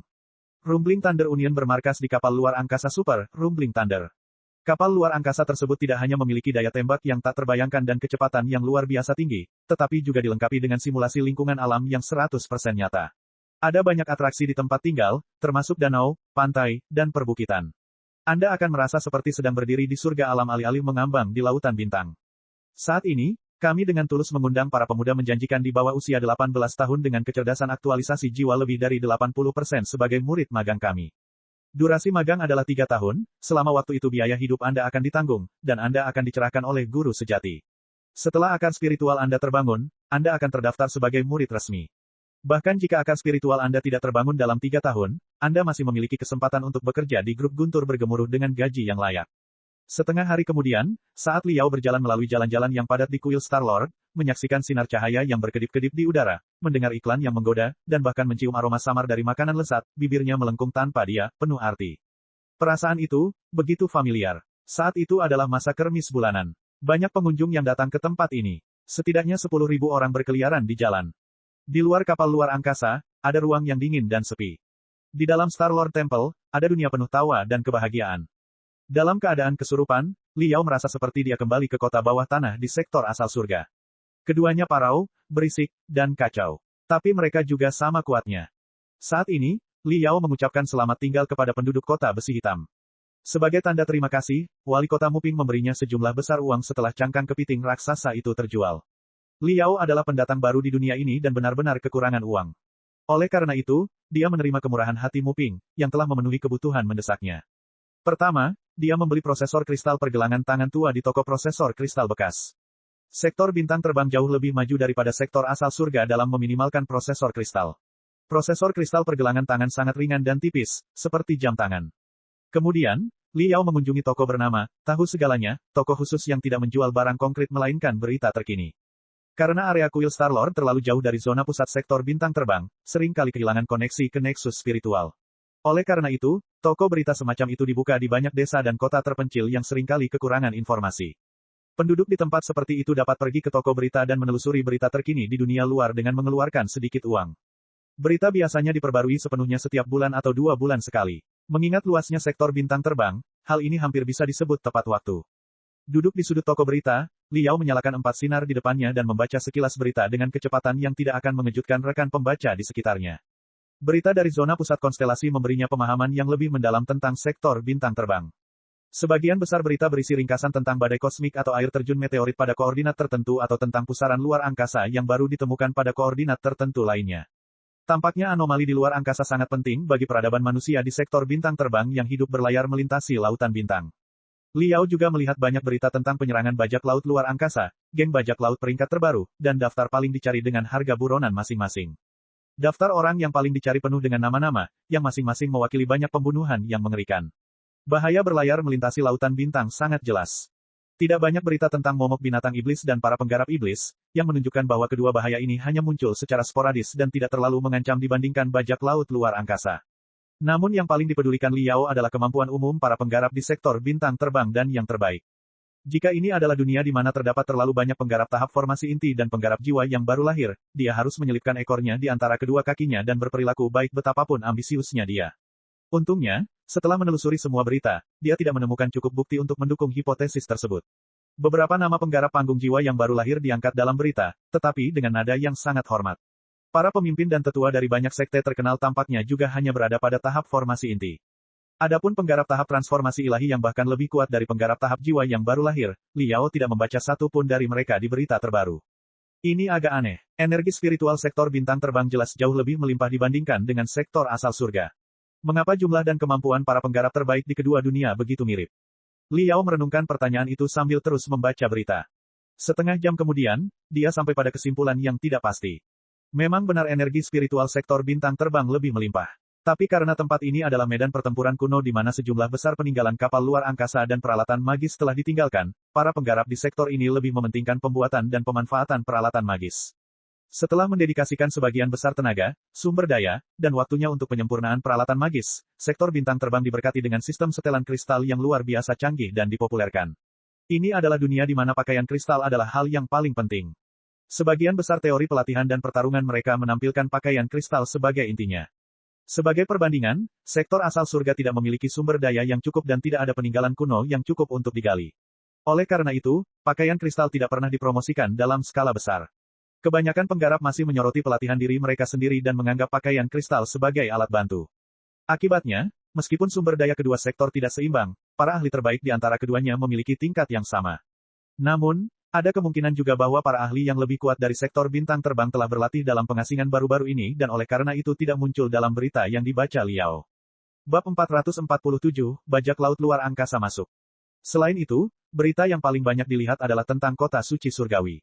Bahkan ada beberapa program Grid Illusionary Land berbayar yang dapat mensimulasikan pengalaman indah di dalam Heavenly Science City. Li Yao mencobanya sendiri. Sungguh mengesankan. Tempat tinggal kota suci surgawi tidak hanya mencakup danau dan lautan, tetapi juga dataran tinggi dan ngarai yang memiliki kedalaman ratusan meter. Banyak gunung terapung yang bergerak di udara, dari sana ribuan air terjun mengalir deras dan berubah menjadi gerimis kabur di tengah jalan. Pelangi terbentuk di antara mereka. Tempat kerja dan belajar di kota suci surgawi tersebar di beberapa distrik. Banyak gedung pencakar langit dihubungkan satu sama lain melalui tabung vakum dan susunan teleportasi. Sekelompok orang datang dan pergi di jembatan yang hampir transparan seolah-olah sedang berjalan di langit. Pesawat ulang-alik dalam berbagai bentuk aneh sedang melaju di antara jembatan, menghasilkan api knalpot berwarna-warni di belakang mereka dengan kecepatan yang luar biasa tinggi, tapi mereka tidak pernah bertabrakan satu sama lain. Tangan tak kasat mata sepertinya memanipulasi segala sesuatu di balik layar. Liao merasa sulit menerima bahwa kota yang megah dan makmur dibangun di luar angkasa, bukan di planet. Tidak heran semua penduduk sektor bintang terbang terpikat oleh kota suci surgawi. Namun, yang lebih menarik baginya adalah fasilitas pelatihan di kota suci surgawi. Sebagai pusat pelatihan sektor bintang terbang, tidak hanya 6 sekte budidaya terbesar yang bermarkas di sana, mereka juga telah mendirikan berbagai institusi seperti sekolah dasar, menengah, dan menengah atas, kamp pelatihan, klub pemurnian jas kristal, dan sebagainya. Pusat pemurnian jas kristal paling terkenal di sektor bintang terbang juga berbasis di kota suci surgawi. Liao menemukan video promosi salah satu pusat pemurnian jas kristal di database. Apa yang ditampilkan dalam video promosi adalah laboratorium pelatihan super besar seluas lebih dari 80 hektar, jalur perakitan peralatan sihir yang tak ada habisnya, dan sistem pemuatan dan distribusi otomatis yang menggunakan lengan mekanis yang tak terhitung jumlahnya yang digerakkan oleh energi spiritual. Setelan kristal rekayasa umum atau setelan pertanian dapat diproduksi tanpa henti oleh lusinan penggarap tingkat rendah dan ratusan pekerja biasa yang diawasi hanya oleh beberapa penyuling sungguhan. Inilah arti sebenarnya dari produksi massal. Fasilitas dan teknologi produksi yang canggih telah mengurangi harga jas kristal hingga serendah mungkin, itulah sebabnya mereka sangat populer di sektor bintang terbang. Sama seperti angkutan sektor asal surga, pakaian kristal terjangkau oleh setiap rumah tangga di sini, bahkan jika harganya juga tidak dianggap murah. Sedangkan untuk pakaian perang, meskipun Liao gagal menemukan proses pemurniannya, dia menemukan iklan, Nine Cauldron Arena, tempat di mana pakaian kristal khusus dalam pertempuran saling bersaing satu sama lain. Karena jas kristal sangat populer di sektor bintang terbang, hampir setiap penggarap bermimpi untuk menjadi EXO yang tangguh. Oleh karena itu, kompetisi jas kristal menjadi kegiatan yang sedang tren. Game Flying Crystal Racing di sektor asal surga hanyalah rutinitas sehari-hari di dunia ini. Ada cara persaingan yang lebih mendebarkan dalam bentuk lain. Segala jenis arena setelan kristal telah dibangun di mana-mana di sektor bintang terbang seperti jamur setelah hujan musim semi. Penggarap tidak hanya suka berlatih dengan rekan-rekan mereka di dalam, orang-orang biasa juga senang menghibur diri dengan saling bertabrakan sambil mengenakan pakaian kristal teknik dan pertanian. Aroma karat dan keringat yang memuaskan adalah pahala terbaik bagi mereka. Kompetisi dan kejuaraan setelan kristal, permainan judi terbuka dan bawah tanah, rantai kepentingan yang sangat besar telah terbentuk. Bersama dengan pemurnian, modifikasi, dan pemeliharaan jas kristal serta pelatihan Exos, industri jas kristal adalah pilar sektor bintang terbang yang tidak perlu dipertanyakan lagi. Exos yang meraih kemenangan di arena teratas dipandang sebagai selebriti dan pahlawan besar bagi semua orang. Mereka seringkali mendapatkan banyak kekaguman dari anak laki-laki dan perempuan serta tawaran dari sekte besar. Sumber daya pelatihan yang berlimpah tersedia bagi mereka kapan saja. Saat dia sedang menonton iklan arena yang ditampilkan dalam bentuk tanah ilusi besar, Liao merasa bahwa dia sedang duduk di arena luas berbentuk bola dan tertarik ke tempat duduknya oleh gaya elektromagnetik, berputar. 2 jas kristal, satu merah dan satu lagi putih, mengambang di tengah arena. Mereka berubah menjadi 2 garis kecerahan dan saling membombardir dengan serangan yang paling mencolok. Kadang-kadang, serangan mereka hanya berjarak sehelai rambut dari penonton, namun susunan rune pertahanan berhasil memblokir mereka sepanjang waktu. Namun, rambut penonton yang kerap acak-acakan karena hembusan angin membuat mereka berseru puas sembari jantung berdebar kencang. Para amatir menikmati pertunjukan visual, tetapi para spesialis menguji keterampilannya. Semakin banyak Liao menonton, dia menjadi semakin terkejut. Menurut pendahuluan, kedua EXO dalam iklan tersebut hanya berada di level menengah dan tinggi dalam kondisi tahap fondasi bangunan, namun dia terkesan dengan kecepatan, kekuatan, gerakan skala kecil mereka dalam pertempuran sebagai penggarap di puncak tahap membangun fondasi, jika bukan tahap pembentukan inti. Liao mengamati dan mengingat setiap tindakan mereka. Lalu, dia menutup matanya. 2 sosok tembus pandang muncul di otaknya saat dia mulai menghitung dengan cepat. Sesaat kemudian, dia sampai pada kesimpulan bahwa, tanpa Mystic Skeleton Battle Suit yang telah ditambahkan dengan bahan penguat dari Skeleton Dragon, kemungkinan besar dia tidak akan mampu mengalahkan kedua EXO tersebut jika dia mengenakan pakaian yang sama, setelan kristal yang mereka lakukan. Tidak disangka kedua EXO itu jauh dari yang terbaik di Nine Cauldron Arena. Ini luar biasa. Penampilan, struktur, dan daya tembak pakaian perang di sektor bintang terbang setidaknya 100 tahun lebih maju daripada pakaian di sektor asal surga. Selain itu, Exos di sini memiliki beberapa teknik khusus untuk menggerakkan setelan kristalnya sehingga memungkinkan mereka menyatu dengan setelan kristal tersebut. Kemampuan tempur mereka meningkat lebih dari 5 kali lipat. Saya benar-benar tidak bisa menunggu lebih lama lagi. Saya harus pergi ke kota suci surgawi dan mempelajari seni rahasia pemurnian jas kristal dan teknik mengemudikannya. Menyaksikan pertarungan sengit 2 EXO di negeri ilusi besar lagi, sebagai seorang maniak peralatan sihir, Liao menggosok tinjunya dengan gembira, air liurnya hampir mengalir ke bawah. Toko berita juga menyediakan banyak informasi bagi para remaja putra yang ingin mengunjungi kota suci surgawi seperti dirinya. Sebuah agen perjalanan telah mengusulkan paket ke kota suci surgawi. Wisatawan tidak hanya dapat menghabiskan liburan mereka di tempat tinggal kota suci surgawi, mereka juga dapat pergi ke arena terbaik dan menyaksikan langsung kompetisi para EXOS yang ahli sesungguhnya. Paket tersebut berdurasi 1 bulan. Murni untuk rekreasi. Tidak termasuk jalan memutar belanja. Tanda tangan tulisan tangan dari ahli Exos yang sebenarnya tersedia jika para wisatawan beruntung. Namun, paket seperti itu juga sangat mahal. Bahkan paket termurah pun membutuhkan puluhan ribu. Ada juga beberapa pesan tidak jelas lainnya yang merupakan saluran yang melaluinya seseorang dapat menyelundupkan dirinya ke kota suci surgawi. Namun, bahkan jika penyelundupan berhasil, mereka hanya dapat tinggal di luar lingkar ke-6 kota suci surgawi secara diam-diam karena mereka tidak memiliki sertifikat tempat tinggal, tidak mungkin untuk memasuki pusat pelatihan yang sebenarnya. Pesan yang lebih jelas adalah pemberitahuan pertandingan. Berbeda dari dugaan Liao, pemberitahuan tersebut dikeluarkan bukan atas nama aliansi orang suci surgawi, namun oleh berbagai organisasi di dalam kota suci surgawi. Misalnya, jika aliansi orang suci surgawi memberikan 50 slot ke pusat pemurnian jas kristal tertentu, pusat pemurnian ini akan menyelenggarakan pertandingan pemurnian secara publik. 50 pemenang teratas berhak memasuki kota suci surgawi dan bekerja sebagai karyawan di pusat pemurnian. Akibat kebijakan tersebut, berbagai macam pertandingan terjadi di mana-mana. Sayangnya sebagian besar pertandingan diadakan di zona yang relatif lebih makmur. Daerah tertinggal seperti kuil Star-Lord dan kota besi hitam, tentu saja, tidak memilikinya. Sepertinya sebaiknya saya pergi ke daerah yang lebih maju sebelum membuat rencana lebih lanjut. Liao mencari kapal kargo yang akan segera melewati kuil Star-Lord dan menemukan bahwa 2 kapal kargo akan tiba di tempat itu dalam 3 hari. Setelah melakukan perawatan sederhana dan mengisi ulang perbekalan, mereka akan memulai perjalanan panjang ke zona 3 lampu yang cukup dekat dengan kota suci surgawi. Triple Light Zone memiliki lapisan spiritual luar angkasa yang sebagian besar berisi energi spiritual kelas api. Jika kapal luar angkasa berlabuh di tempat spiritual ruang angkasa seperti itu akan sangat membantu bagi mereka yang mengambil jurusan seni budidaya kelas api. Oleh karena itu, beberapa sekte berukuran sedang bermarkas di kawasan ini, menjadikannya salah satu zona terkaya di sektor bintang terbang. Kalau begitu, aku akan berangkat ke Triple Light Zone dulu. Kapal kargo adalah pilihan pertama bagi sebagian besar penduduk kuil Star-Lord dan sekitarnya ketika mereka ingin bepergian ke dunia luar. Oleh karena itu, prosedur menaiki kapal kargo saat ini sudah cukup standar. Melalui sebuah agen, Liao memesan tempat duduk di salah satu kapal. Kemudian, agensi tersebut meminta penyembuh meditasi pada tahap penyempurnaan untuk menghipnotisnya dan memeriksa identitasnya. Kekuatan jiwa Liao terlalu besar untuk dihipnotis oleh seorang kultivator di tahap penyempurnaan. Setelah pemeriksaan, pria tersebut yakin akan identitas palsunya. Dia mendapatkan tiketnya tanpa kesulitan apapun. Selama 3 hari berikutnya, Liao tinggal di toko berita, menyerap informasi seperti spons yang menyedot air. Pagi harinya, 3 hari kemudian, Liao masih berkerumun di sudut toko berita. Matanya bahkan lebih segar dibandingkan 3 hari yang lalu, meski dia belum tidur sama sekali selama ini. Sementara yang lain sedang tidur siang dengan mata tertutup, Liao diam-diam mempercepat bacaannya. Masih ada setengah hari lagi sebelum kapal kargo lepas landas. Dia berencana untuk mendapatkan lebih banyak pengetahuan tentang sektor bintang terbang sebelum dia menaiki kapal luar angkasa. Saat itu, kursinya tiba-tiba bergetar sebelum tiba-tiba melonjak. Beberapa gelas di meja di dekatnya jatuh ke tanah dan pecah. Banyak pembaca yang terbangun dari mimpinya dan bergumam tidak jelas. Bip, bip, bip. Alarm yang tergesa-gesa menghancurkan rasa kantuk semua orang. Bajak laut luar angkasa. Bajak laut luar angkasa ada di sini. Penghuni kuil Star-Lord segera mengenali alarm tersebut. Wajah mereka menjadi pucat karena menangis tak terkendali. Bumi berguncang semakin hebat. Banyak orang yang tak berdaya melambaikan tangan dan kakinya seolah sedang menari. Beberapa sangat ketakutan sehingga mereka bersembunyi di bawah meja, tetapi lebih banyak orang yang berkumpul di jalan. Liao mengerutkan kening dan mengutuk dengan suara rendah. Dia juga mengikuti orang banyak ke jalan. Hari ini adalah hari kermis yang kedua hingga terakhir. Meskipun sebagian besar pengunjung telah meninggalkan kuil Star-Lord, beberapa ribu dari mereka masih bertahan.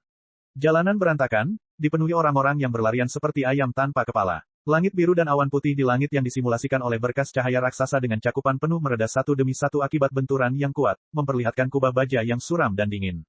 Sinar lampu merah tua secara bertahap terkondensasi di udara, menampilkan pertempuran sengit di luar angkasa. Sebuah suara yang agak kasar berkata dengan sungguh-sungguh, "Tolong jangan panik, semuanya. Kita sedang terlibat dalam pertempuran dengan bajak laut luar angkasa yang mengganggu." Star-Lord Temple memiliki sistem pertahanan yang sangat canggih yang mustahil ditembus oleh bajak laut luar angkasa. Lord Sistomper ada bersama kita. Saya yakin kita semua tahu betapa kejamnya bajak laut luar angkasa. Mungkin, mereka bisa menyelamatkan nyawa kita setelah menjarah segala sesuatu yang berharga di kuil Star-Lord, jika kita memutuskan untuk menyerah pada awalnya. Tapi sekarang, kedua pihak telah melepaskan tembakan, dan kami telah membunuh banyak bajak laut luar angkasa. Tidak mungkin mereka akan melepaskan kami. Jika bajak laut luar angkasa membobol kuil Star-Lord, kita semua pasti akan mati. Oleh karena itu, harap tenang semuanya. Kalian yang memiliki jas kristal, silakan memakainya. Bagi yang tidak, silakan menuju ke tempat penampungan sesuai dengan petunjuk panah sinyal. Kita mungkin akan berada di avakum jika cangkang kapal luar angkasa rusak. Exos yang telah menerima pelatihan tempur luar angkasa sebelumnya, silakan berkumpul di D terdekat dari No. 1, nomor 4, dan No.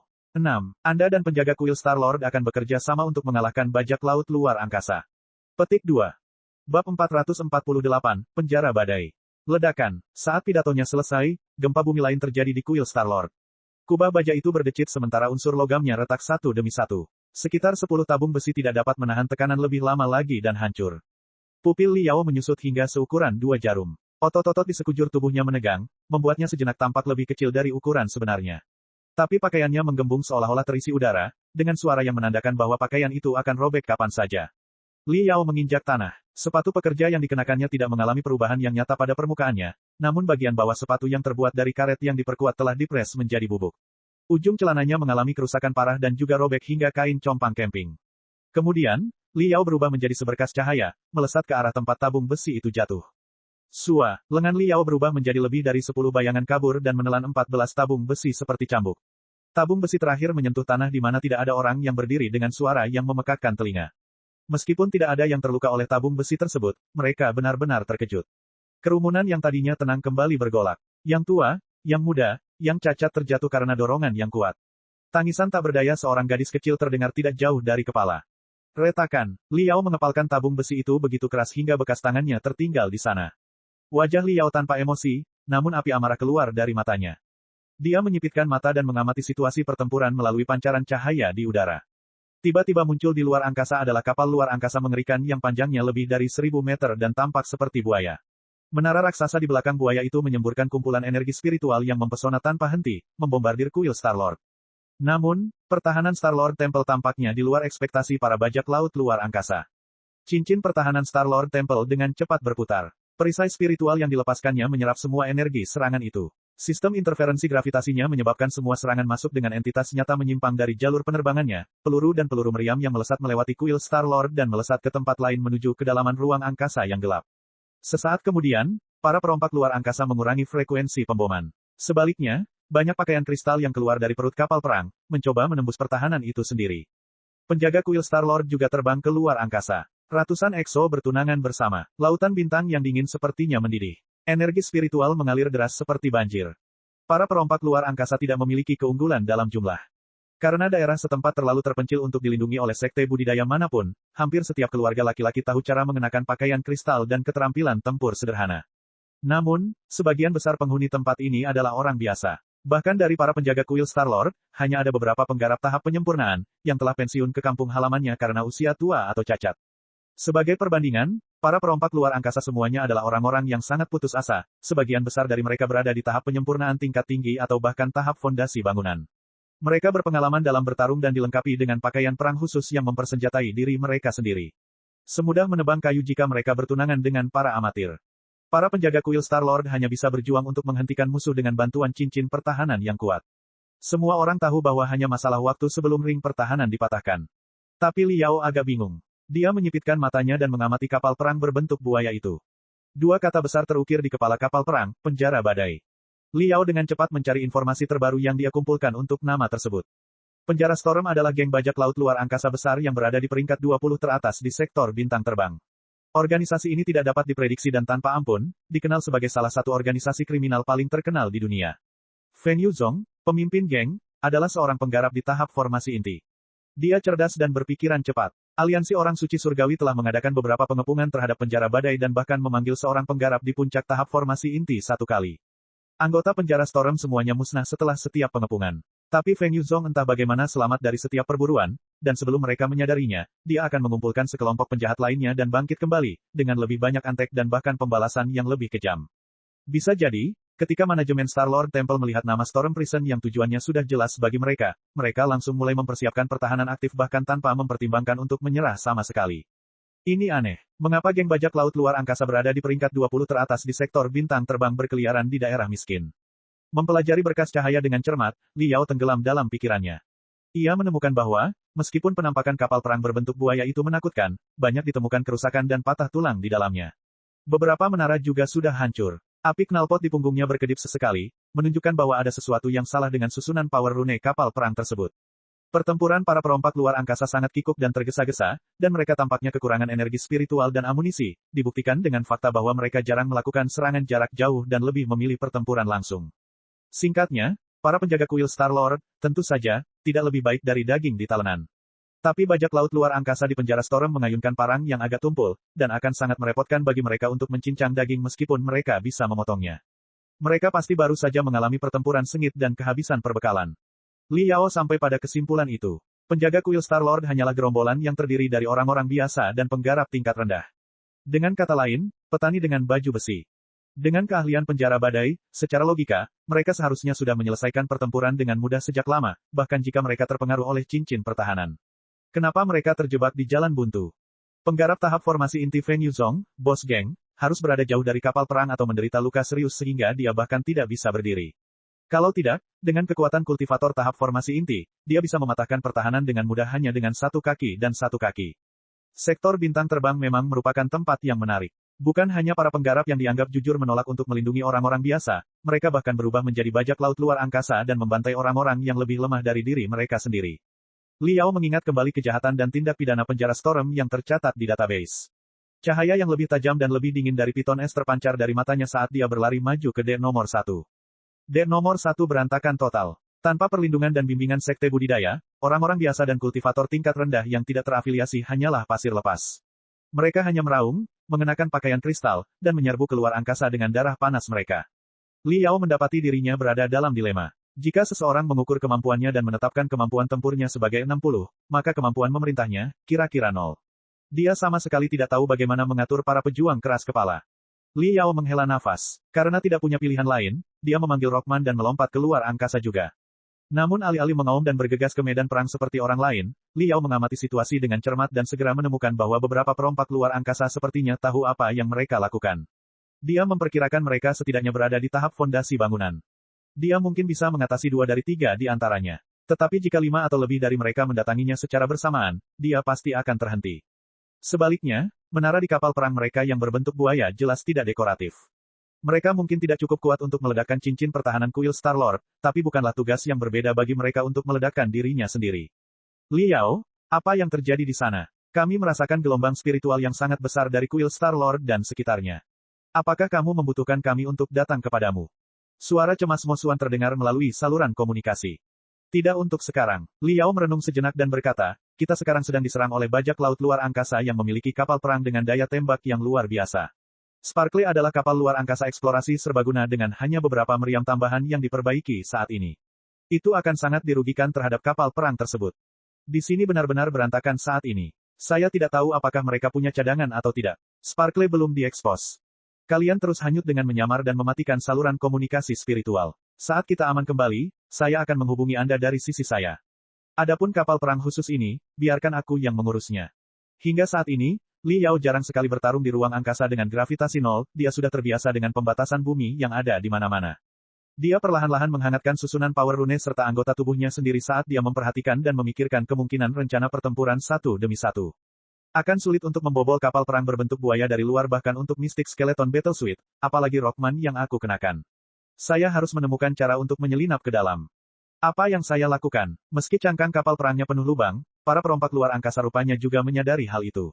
Semua area terbuka dirawat secara khusus oleh meriam pertahanan udara. Siapapun yang terlalu dekat akan disambut oleh rentetan serangan yang padat. Biarpun rentetan serangan itu bisa ditembus, musuh di dalam kapal perang pasti akan menyadari penyusupnya.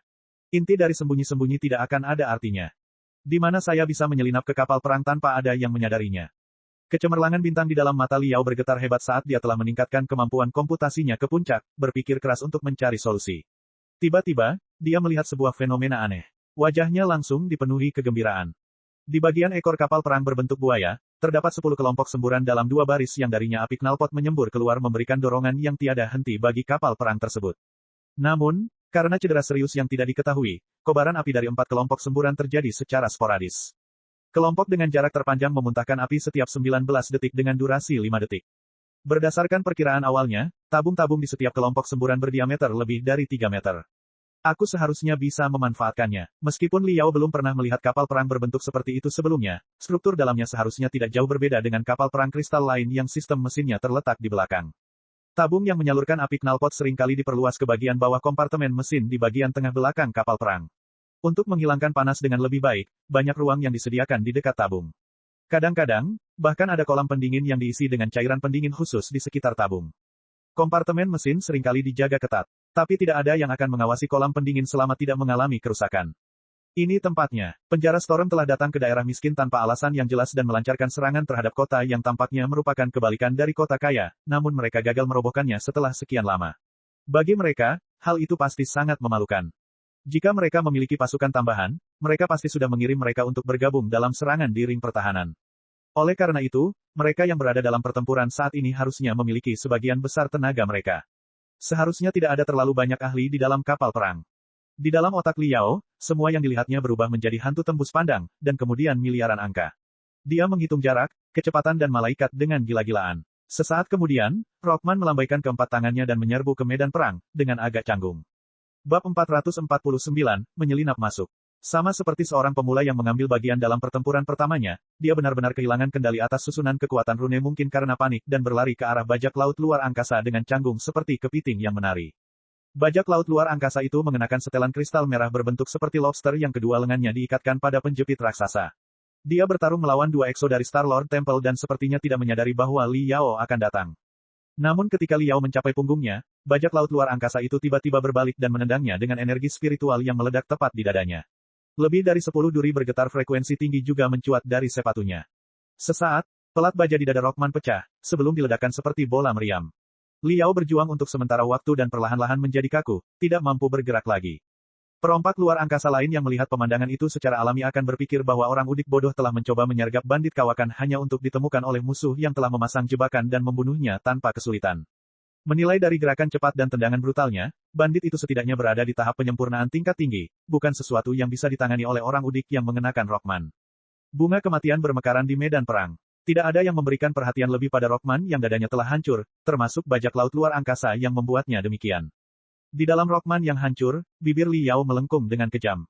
Untuk tubuhnya yang seperti monster yang dibangun dengan teknik 1000 tempering 100 pemurnian, serangan dari penggarap tahap penyempurnaan sama sekali tidak menimbulkan kerusakan padanya kecuali membuat jantungnya berdetak sedikit lebih cepat untuk sesaat. Seperti hewan yang berhibernasi, dia menjaga lengan dan kakinya tetap diam dan melayang di angkasa tanpa suara. Namun, banyak uap yang keluar dari dahinya. Keringatnya menguap sebelum terwujud. Kemampuan komputasinya yang tinggi memungkinkan dia melihat ribuan sinar cahaya yang saling berhubungan di depan matanya. Arah kapal perang berbentuk buaya, arah kemana dia melayang, dan semua gangguan yang menghalangi rutenya semuanya telah dipertimbangkan.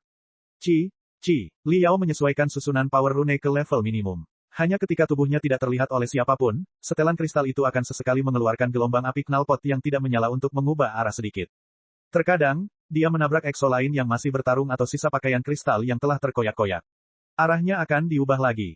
Ada cukup banyak mayat dan sisa-sisa yang mengambang di medan pertempuran seperti dirinya.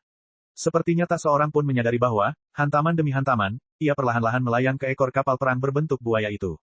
500 meter terakhir, Li Yao menatap api merah yang keluar dari bagian belakang kapal perang berbentuk buaya seperti letusan gunung berapi. Kelopak matanya menggigil saat dia menelan tak terkendali. Dia sangat menyadari bahwa susunan rune kekuatan untuk menggerakkan kapal perang kristal yang panjangnya lebih dari 1000 meter akan sangat besar dan bahwa api knalpot yang mereka keluarkan memiliki suhu yang sangat tinggi bercampur dengan energi spiritual yang kuat dan ganas. Rockman mengirimkan peringatan. Setelan kristal rekayasa seperti itu hampir tidak bisa menahan suhu tinggi dari api knalpot. Ketika mendekat, beberapa unit dan komponen yang tidak tersegel dengan baik sudah mulai meleleh. 300 meter terakhir, Li Yao merasa dirinya berada di tengah-tengah tungku. Rambutnya terbakar dan mulutnya kering. Berdasarkan pancaran cahaya Rockman, spesifikasi banyak unit telah mencapai titik terendah, menunjukkan bahwa mereka telah kehilangan fungsinya. Li Yao mengertakkan gigi dan terus berlari menuju api knalpot. 100 meter terakhir, jika lintasan pergerakannya tetap tidak berubah, api knalpot raksasa akan menyapu dan melenyapkannya dalam 3 detik. Ini adalah 100 meter paling kritis. Ketika api knalpot meletus, Li Yao mengaktifkan semua susunan rune daya kerja pada setelan kristalnya yang bersinar dengan ganas seolah-olah terkena petir. Rockman itu berlari seketika dengan kecepatan yang hampir mencabik-cabik dirinya sendiri, membuatnya melewati api knalpot dari jarak dekat dan berhenti di atas sekelompok semburan yang terputus-putus. Bahkan jika seseorang di medan perang sedang mengamati hal ini, mata mereka akan tertarik oleh semburan api knalpot yang tiba-tiba dan tidak menyadari bahwa pakaian kristal sedang bergerak sangat cepat di bawah kobaran api yang membakar. Mereka tentu mengira bahwa Rockman ditelan oleh api knalpot dan meleleh secara tragis. Huci. Li Yao menarik napas berat. Namun sistem sirkulasi udara Rockman telah rusak karena suhu tinggi. Udara yang dihirupnya terasa seperti magma yang panas terik, membuatnya mengerang sebentar. Langkah selanjutnya adalah yang tersulit. Kelompok semburan di bawah Liao hanya diaktifkan setiap 19 detik. Jadi, suhu di sekitar sini relatif lebih rendah dibandingkan di tempat lain. Namun, rendah masih hampir 1000 derajat. Hah! Sebuah suar yang mengingatkan pada suar yang dilempar keluar dari matahari dikeluarkan dari ekor kapal. Liao tiba-tiba mengertakkan gigi dan melepaskan diri dari Rockman. Saat itu, satu-satunya yang menghalangi dirinya dan panas 1000 derajat adalah setelan master tipis. Sesaat, Liao terbakar, kulitnya pecah-pecah dan matanya merah. Pada saat berikutnya, setelan kristal hitam yang aneh muncul di tubuhnya. Garis-garis kemerahan mengalir perlahan di antara celah jas itu. Kecerahan perak pekat dapat ditemukan di banyak bagian penting. Liao telah mengenakan pakaian tempur kerangka mistik. Dengan mistik skeleton battle suit yang telah diperkuat oleh jaringan tubuh skeleton dragon dan sisa-sisa peralatan sihir kuno, panas 1000 derajat tidak sepenuhnya tak tertahankan. Liao berjongkok di atas semburan sambil menahan rasa panas seperti hantu hitam. Operasi gila yang akan ia lakukan membuat jantungnya berdebar kencang dan darahnya mendidih. Setelah ledakan api knalpot yang cemerlang lagi, Liao meraung dan menyerbu ke dalam semburan seperti laser hitam meskipun apinya belum padam. Hitung mundur kini dimulai. 19 detik tersisa. Di dalam semburan itu ada suhu tinggi ribuan derajat, yang bukanlah sesuatu yang bisa diabaikan sepenuhnya oleh mistik skeleton battle suit. Mata Liao telah terbakar. Dia bergerak maju hampir 30 meter hanya dalam 1 detik dan terus berjalan menuju bagian dalam kapal perang berbentuk buaya. Tabung di depan semakin sempit, bercabang dua ke berbagai arah. Tidak mungkin untuk maju lebih lama lagi. Cakar api biru elektrik ungu di lengan kiri pakaian tempur kerangka mistik tiba-tiba menonjol. Kemudian, cakar-cakarnya menyatu dan membentuk bor yang berputar cepat. Busur listrik ungu dan api biru melonjak terus-menerus dan menghiasi bor dengan lapisan sinar mistik helix, yang juga berputar dengan gila-gilaan. Bor sinar mistik. Terkesan oleh kekuatan sinar mistik Sparkle dalam pertempuran melawan Skeleton Dragon, Liao telah mempelajari secara menyeluruh susunan rune dan teknologi yang diperlukan bersama dengan Mo Xuan dan kru lainnya. Lebih dari 300 susunan rune baru telah ditemukan dan dianalisis, serta pola sirkulasi energi spiritual yang rumit. Semua temuan baru telah diterapkan pada modifikasi cakar api biru elektrik ungu. Saat ini, ujung depan lengan kiri mistik skeleton battle suit terdiri dari 5 bilah cakar tajam yang diperkuat oleh tulang perak dan potongan kuno. Ketika dibuka, mereka akan membentuk cakar yang mematikan dan berbahaya. Ketika dilipat, mereka dapat berputar dengan cepat dan berubah menjadi bor mini sinar mistik yang tak terhentikan dengan energi spiritual luar biasa yang disediakan. Itu tidak cukup. Liao menjelaskan dengan jelas bahwa kekerasan bahan pembuat tabung harus sangat tinggi karena seharusnya berfungsi normal di lingkungan bersuhu ribuan derajat. Bahkan bor sinar mistik mungkin tidak dapat segera menggali lubang di dalamnya. Liao mengangkat tangan kanannya dan menyematkan beberapa bom kristal berbentuk silinder pada tabungnya. Setelah beberapa ledakan lembut, tabung di dekatnya berubah menjadi warna kebiruan yang misterius, suhunya turun drastis. Itu adalah granat penjara dingin, bom beku paling kuat yang pernah digali oleh sektor asal surga. Liao telah bersenjata lengkap ketika dia pergi menjelajahi Boneyard. Sebagai seorang pembom yang kalut, tentu saja ia telah membawa ratusan jenis bom. Namun, bom tersebut tidak pernah berperan di Boneyard. Ini bukan waktu pertunjukan mereka sampai sekarang. Bahan tabung memiliki ketahanan tertinggi terhadap suhu tinggi. Namun para perancang tabung tersebut hampir tidak mempertimbangkan skenario yang sangat rendah. Di bawah pengaruh termodinamika, tabung menjadi jauh lebih rapuh dari sebelumnya. Saat ini, 5 detik telah berlalu. Liao meraung dan memukulkan sinar mistik ke dinding bak mandi. 1 detik, 2 detik, 3 detik. Letusan api knalpot berikutnya semakin dekat. Perhatian Liao begitu terfokus sehingga matanya tidak bergerak atau berkedip. Dia tidak menganggap bahwa dia mungkin tidak punya cukup waktu sama sekali, tetapi sebaliknya, dia membakar jiwanya dan melepaskan seluruh energi spiritualnya. Kecemerlangan yang mempesona berkembang pada sinar mistik saat ia mendorong ke depan, dan ke depan. Akhirnya, dinding tabung tidak tahan lagi. Bor sinar mistik membuat lubang raksasa di atasnya. Liao berlari ke dalam lubang tanpa mengganggu apapun. Di dalam lubang itu ada lubang luas dengan hutan tabung. Mereka padat, saling berhubungan, dan tampaknya merupakan model yang berbeda-beda. Hembusan angin menyapu dan pergi, membawa panas. Ini adalah ruang pendingin udara. Ternyata kapal perang kristal ini menggunakan sistem pendingin udara. Seluruh sistem mesin dikelilingi oleh sejumlah besar rune kelas angin.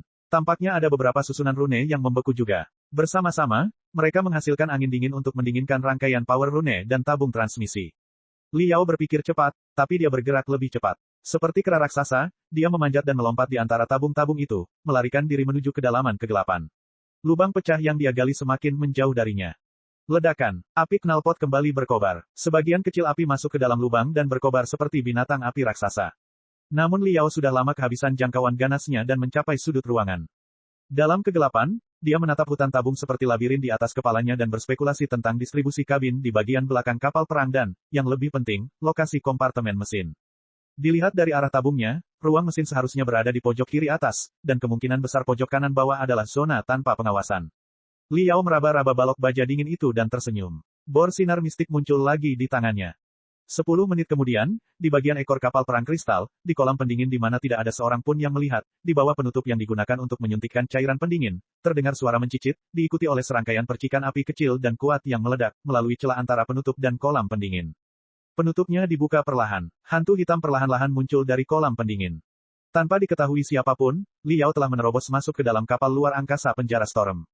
Bab 450, Anjing Gila. Di jalan sempit dan redup di ujung kapal perang. Kapal perang ini sepertinya telah mengalami pertempuran langsung yang berlarut-larut. Struktur internal berada di ambang kehancuran. Retakan, dislokasi, dan kabin rusak yang ditutup dengan busa yang diperkuat ada di mana-mana. Secara umum, itu seperti labirin rumit yang telah dihancurkan berkeping-keping oleh raksasa. Melalui celah kecil antara balok baja dan tabung, Liao merayap diam-diam dari satu kabin ke kabin lainnya seperti seekor ular boa lapar yang baru saja bangun dari hibernasinya. Kadang-kadang, beberapa bajak laut luar angkasa datang melalui jalur di bawahnya. Tapi Liao tidak menyerang mereka. Sebaliknya, dia mendengarkan apa yang mereka bicarakan dengan cermat. Dari percakapan para bajak laut luar angkasa, Liao menemukan bahwa kapal perang tersebut sebenarnya berada dalam kondisi yang sangat buruk, dengan kerusakan internal yang serius di mana-mana yang mungkin dapat mengakibatkan ledakan. Energi spiritual kapal perang juga mulai mengering. Sebagian besar tentara telah dikerahkan untuk menyerang Star-Lord Temple. Yang tersisa di kapal sebagian besar adalah operator dan mekanik. Akhirnya, ketika seorang bajak laut luar angkasa bergegas mendekat dari jalur di depan dan pikiran telepati Liao tidak merasakan detak jantung kedua di sekitar selusin meter persegi, dia pindah. Seperti seekor ular boa yang mengintai dan menerjang mangsanya, Liao melesat keluar dari celah di antara tabung, menginjak dinding. Dia mencapai bajak laut luar angkasa sejenak, dan kedua tangannya menamparkan seperti cambuk paling tajam, menghasilkan suara yang memekakkan telinga. Sebelum bajak laut luar angkasa mengetahui apa yang sedang terjadi, tulang belikatnya telah hancur menjadi bubuk sekecil pasir. Rasa sakit belum menjalar ke otaknya. Masih ada kebingungan di matanya, tapi Liao sudah mengunci lehernya dan menendang dadanya dengan brutal. Setelan mustardnya terbukti sama sekali tidak berguna. Organ dalamnya hancur dan tulang rusuknya patah. Tulang patah yang tajam melewati jantungnya dengan tipis. Bajak laut luar angkasa itu akhirnya merasakan sakit yang luar biasa, namun mulutnya dicekik oleh Liao begitu keras hingga giginya saling bergemeretak. Boa itu telah menangkap seekor domba. Karena tidak bisa melawan, bajak laut luar angkasa itu diseret ke kabin perkakas yang sudah lama disiapkan oleh Liao, yang kemudian menempelkan tanda mematikan di pintu kabin dengan santai sebelum dia melemparkan tawanannya ke sudut. Bajak laut luar angkasa itu kram dan muntah-muntah kesakitan. Namun, dia kehilangan kekuatan untuk berteriak. Matanya melihat sekeliling dengan cepat, yang segera menyadari setelan kristal hitam dengan garis-garis spiritual berwarna merah darah. Kemudian, dia diliputi rasa takut. Liao mengeluarkan satu dosis obat yang sangat kental, membuka tutupnya dengan ibu jarinya, dan memiringkan perkakasnya. Obat kental bening dengan aroma memikat segera mengalir keluar dan menetes ke tanah tanpa suara. Liao berkata dengan tenang, bahu dan tulang rusukmu patah. Organ dalammu mengalami pendarahan serius. Tergantung pada kemampuanmu, kamu akan mati dalam 5 hingga 8 menit. Jika Anda menelan obat ini, pendarahan internal Anda harus dihentikan sementara, cukup lama hingga Anda bisa sampai ke ruang pengobatan. Sekarang, Anda punya waktu 3 menit untuk memberitahu saya alasan mengapa Anda ada di sini, status dan personel kapal luar angkasa Anda, serta identitas dan kemampuan komandan tertinggi Anda. Akui semua yang kamu anggap berguna. Akulah yang akan menilai apakah informasimu berharga atau tidak. Jika saya yakin bahwa mendengarkan Anda ada gunanya, saya akan memberi Anda obat pengobatan. Anda bukan target saya. Saya tidak akan membuang waktu saya untuk udang seperti Anda. Namun, cepatlah. Obatnya akan terus mengalir ke lantai selama 3 menit. Jika sisa obatnya tidak cukup untukmu, jangan salahkan aku. Saat dia berbicara, Liao memproyeksikan seberkas cahaya di depannya, di mana hitungan mundur berwarna merah darah dalam bentuk yang mengerikan muncul. 3 menit. Hitung mundur dimulai. 2 menit 59 detik lagi. Bajak laut luar angkasa itu kram dan meringis kesakitan seperti ikan loah yang terjepit di blok helikopter. Dia menggumamkan sesuatu, tapi tidak ada yang tahu apakah dia sedang mengumpat atau memohon. Liao tetap damai seperti sebelumnya. Hitung mundur terus berlanjut, begitu pula obat yang mengalir. Setelah 10 detik, bajak laut luar angkasa itu akhirnya menyadari situasinya. Seperti orang tenggelam yang menggenggam sedotan terakhir, dia menahan rasa sakitnya dan bergerak ke kaki Liao, memberitahu Liao semua yang dia ketahui. Kenyataannya mirip dengan dugaan Liao. Kapal luar angkasa penjara badai ini tidak diperintahkan oleh Feng Yuzhong, bandit brutal di tahap formasi inti, secara pribadi, tetapi oleh putra satu-satunya Feng Yuming. Feng Yuming berusia 27 tahun dan berada di tahap fondasi bangunan tingkat tinggi. Tapi dia adalah seorang tuan tak seorang pun di Spiderden, sebuah planet tempat para perompak luar angkasa berkumpul. Untuk menyukseskan usaha ayahnya, dia harus menunjukkan kekejamannya kepada semua orang terlebih dahulu. Ini sebenarnya adalah perjalanan berburu pertama Feng Yuming sendirian.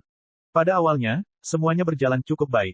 Dia telah merebut 2 kapal luar angkasa bisnis dan menjarah banyak sumber daya yang berguna. Tapi tak lama kemudian, pada serangan berikutnya, dia diperhatikan oleh perkumpulan Exo tanduk besar yang lewat. Perkumpulan Great Horn Exo bukanlah penjaga kapal luar angkasa bisnis yang dirusak olehnya, juga tidak ada dendam di antara kedua pihak sebelumnya. Kemampuan komprehensif mereka setara. Sisi Feng Yuming bahkan memiliki sedikit keunggulan. Begitu mereka terlibat dalam pertempuran, akan ada 2 yang kalah dan tidak ada pemenang. Namun, perkumpulan Great Horn Exo menggigit Feng Yuming seperti sekelompok anjing gila dan tidak membiarkannya pergi apapun yang terjadi. Mereka terhanyut dan bertempur di Lautan Bintang selama lebih dari 2 bulan, dengan kerugian yang signifikan di kedua sisi. Kapal luar angkasa mereka semuanya berlubang dan sekarang berada di ambang kehancuran. Feng Yuming belum pernah melihat Exo Society yang begitu tak kenal takut sebelumnya. Dia lari jauh dan akhirnya mencapai daerah yang sangat jauh ini. Saat ini, kapal luar angkasa miliknya sedang runtuh. Sekarang setelah dia mendeteksi Star-Lord Temple, dia berencana mencuri beberapa perbekalan dari tempat itu. Dia mengira, setelah 1 atau 2 serangan, penduduk desa di sana akan menyerah dengan baik. Tapi pertahanan Star-Lord Temple jauh lebih tangguh dari yang dia duga. Karena tidak punya pilihan lain, dia terpaksa memerintahkan para bandit untuk melancarkan serangan frontal. Li Yao sudah mengetahui kisah selanjutnya. Setelah 2 bulan pertempuran, Feng Yuming telah kehilangan sebagian besar bawahan elitnya. Para perompak luar angkasa yang masih hidup semuanya kelelahan jika tidak terluka, dengan sedikit amunisi dan energi spiritual yang tersisa. Itulah sebabnya serangannya terhadap kota kecil berlangsung hampir 1 jam dan hanya ada sedikit kemajuan. Aku sudah memberitahumu semuanya. Berikan aku obatnya, berikan aku. Wajah bajak laut luar angkasa itu pucat. Darah berdegup di tenggorokannya. Dia memohon dengan cemas dan putus asa. Li Yao tenggelam dalam pikirannya. Masyarakat Exo tanduk besar. Perkumpulan Exo adalah organisasi unik penggarap di sektor bintang terbang. Dibandingkan dengan sekte budidaya, masyarakat Exo dibebani dengan lebih sedikit aturan. Exos dengan sejarah yang bersih dan keterampilan yang dapat diterima dapat bergabung atau membiarkan mereka bebas sesuka mereka. Organisasi longgar seperti itu sangat populer di kalangan penggarap tidak terafiliasi yang tidak suka dibatasi oleh pembatasan. Banyak pemuda dari sekte budidaya lebih memilih untuk bergabung dengan perkumpulan Exo ketika mereka bepergian ke dunia luar jauh dari sekte mereka untuk mendapatkan lebih banyak pengalaman bertempur, mendapatkan lebih banyak teman terkemuka, dan menikmati pemandangan dunia luas yang lebih indah. Masyarakat Exo pada dasarnya memiliki 2 sumber pendapatan, menjadi penjaga armada bisnis besar atau pangkalan pertambangan, dan memburu bajak laut luar angkasa dan monster iblis untuk mendapatkan hadiah mereka. Namun, Li Yao tidak menemukan tanduk besar di antara nama-nama perkumpulan Exo paling terkenal di sektor bintang terbang. Tampaknya itu adalah hal yang biasa-biasa saja. Lalu, mengapa Exo Society yang biasa-biasa saja tanpa kemampuan mengesankan menghantui bajak laut luar angkasa di penjara Storm selama lebih dari 2 bulan tanpa istirahat? Apakah harga buronan para bajak laut luar angkasa begitu tinggi? Mengapa perkumpulan Great Horn Exo mengejarmu selama 2 bulan terakhir? Li Yao menurunkan pergelangan tangannya. Obat di dalamnya mengalir keluar dengan kecepatan lebih tinggi. Hampir setengah dosis akan dikosongkan. 2 tangan tampak muncul dari mata cekung bajak laut luar angkasa itu. Mencium aroma yang menggembirakan, dia merasa organ dalamnya semakin sakit dan tak tertahankan. Bibirnya bergetar sesaat, sebelum akhirnya mengatakan yang sebenarnya. Saat Tuan Ming menjarah kapal luar angkasa bisnis kedua, untuk menyebarkan namanya dengan lebih baik, dia membunuh semua orang dari kapal luar angkasa setelah mereka menyerah. Beberapa pembuluh darah di dalam mata Li Yao tiba-tiba pecah. Dia mengangguk dan menyerahkan obatnya. Bagus sekali. Informasi yang Anda berikan sangat berharga. Bajak laut luar angkasa itu menghela nafas lega dan mengambil obatnya, menggigil. Sebelum sempat menelannya, tiba-tiba ia merasakan dadanya nyeri seolah ditusuk 10.000 jarum besi bersamaan dengan puluhan ribu busur listrik. Setelah kejang hebat, matanya melebar dan membeku. Li Yao mengambil kembali obatnya dan menghilang di celah antara tabung di langit-langit kabin perkakas. Seperti serigala yang dikurung dalam sangkar besi dengan kaki patah, Feng Yuming mondar-mandir dengan terhuyung-huyung, dengan ekspresi wajah yang mengerikan dan putus asa, jika tidak dirugikan. Bajingan, kapan anjing-anjing gila dari Great Horn Exo Society akan berhenti? Lagi pula, bukan muatan yang kamu lindungi yang aku rampok. Ini baru perjalanan berburu pertamaku. Hadiah di kepalaku bahkan tidak cukup untuk membayar bahan bakar kapal luar angkasamu. Kenapa? Adakah yang bisa memberitahuku alasannya? Feng Yuming berteriak sekeras-kerasnya dan menarik rambutnya dengan sangat kasar. 2 bulan terakhir ini merupakan kenangan buruk bagi seorang bandit yang baru saja memulai karirnya. Kemampuan komprehensif dari Great Horn Exo Society tidak terlalu mengesankan sama sekali, itu bahkan lebih lemah dari kapal luar angkasa miliknya. Namun, menyerah, sepertinya menjadi kata yang terlewat dari kamus mereka. Setiap kali dia menyingkirkan mereka, mereka akan kembali lagi. Sama sekali tidak ada cara untuk membuangnya. Setiap kali mereka bertunangan, perkumpulan Greathorn Exo selalu bertekad untuk binasa bersamanya. Musuhnya akan memarkir kapal luar angkasa mereka 1 inci dari kapal luar angkasa miliknya meskipun terjadi pemboman yang dahsyat dan kemudian melepaskan tembakan ke arahnya. Itu seperti 2 preman kekar yang saling menikam dengan belati, tidak memiliki rasa takut sedikit pun tentang apa yang akan terjadi pada diri mereka sendiri. Menghadapi musuh yang begitu gila, bahkan bandit brutal di penjara Storm tidak punya pilihan lain selain melarikan diri. Dia mengira, ketika mencapai pinggiran sektor bintang terbang setelah lebih dari setengah bulan menjelajahi sabuk batu dan badai kosmik, anjing-anjing gila itu pasti tertinggal. Tapi ternyata, setengah hari yang lalu, pemikiran telepati dari Greathorn Exo Society masih terdeteksi, yang membawa sepotong informasi arogan yang ditulis dalam teks biasa tanpa penyamaran yang paling dangkal. Yang paling penting bagi penggarap adalah menepati janji kami. Ketika kami mengatakan kami akan menjatuhkanmu, bahkan jika kamu melarikan diri ke ujung lautan bintang. Sekelompok anjing gila, tidak pernah hujan, itu mengalir. Kota luar angkasa kecil di depannya juga cukup eksentrik. Cincin pertahanannya yang kuat membuatnya gagal menaklukkan pemukiman tersebut setelah hampir 2 jam. Feng Yuming memiliki perasaan yang samar-samar bahwa dia tidak akan bisa mendapatkan perbekalan dari tempat ini. Meskipun dia bisa mengambil alih kota sekarang, tidak akan ada cukup waktu bagi mereka untuk mengangkut perbekalan ke kapal luar angkasa mereka, karena anjing gila dari perkumpulan Greathorn Exo bisa tiba kapan saja. Otot wajah Feng Yuming bergerak-gerak hebat. Dia mengertakkan gigi dan memutuskan untuk meninggalkan daging berlemak tepat di bawah mulutnya dan melanjutkan pelariannya secepat mungkin. Saat itu, kapal perang itu menggigil. Sinar cahaya raksasa di bagian atas dashboard berwarna merah yang tidak menyenangkan, sementara alarm yang tergesa-gesa bergema tanpa henti. Kompartemen mesin mengalami ledakan serius, 15% dorongannya hilang, dan jumlahnya terus meningkat. Wajah Feng Yuming tiba-tiba berubah tegang dan muram. Cek cek cek cek cek cek cek cek. Rakan-rakan kultivator sekalian, sebelum retret, sila terus berkultivasi untuk jurus subscribe, like, share dan komentar agar sekte novel Sadim terus berkembang pesat.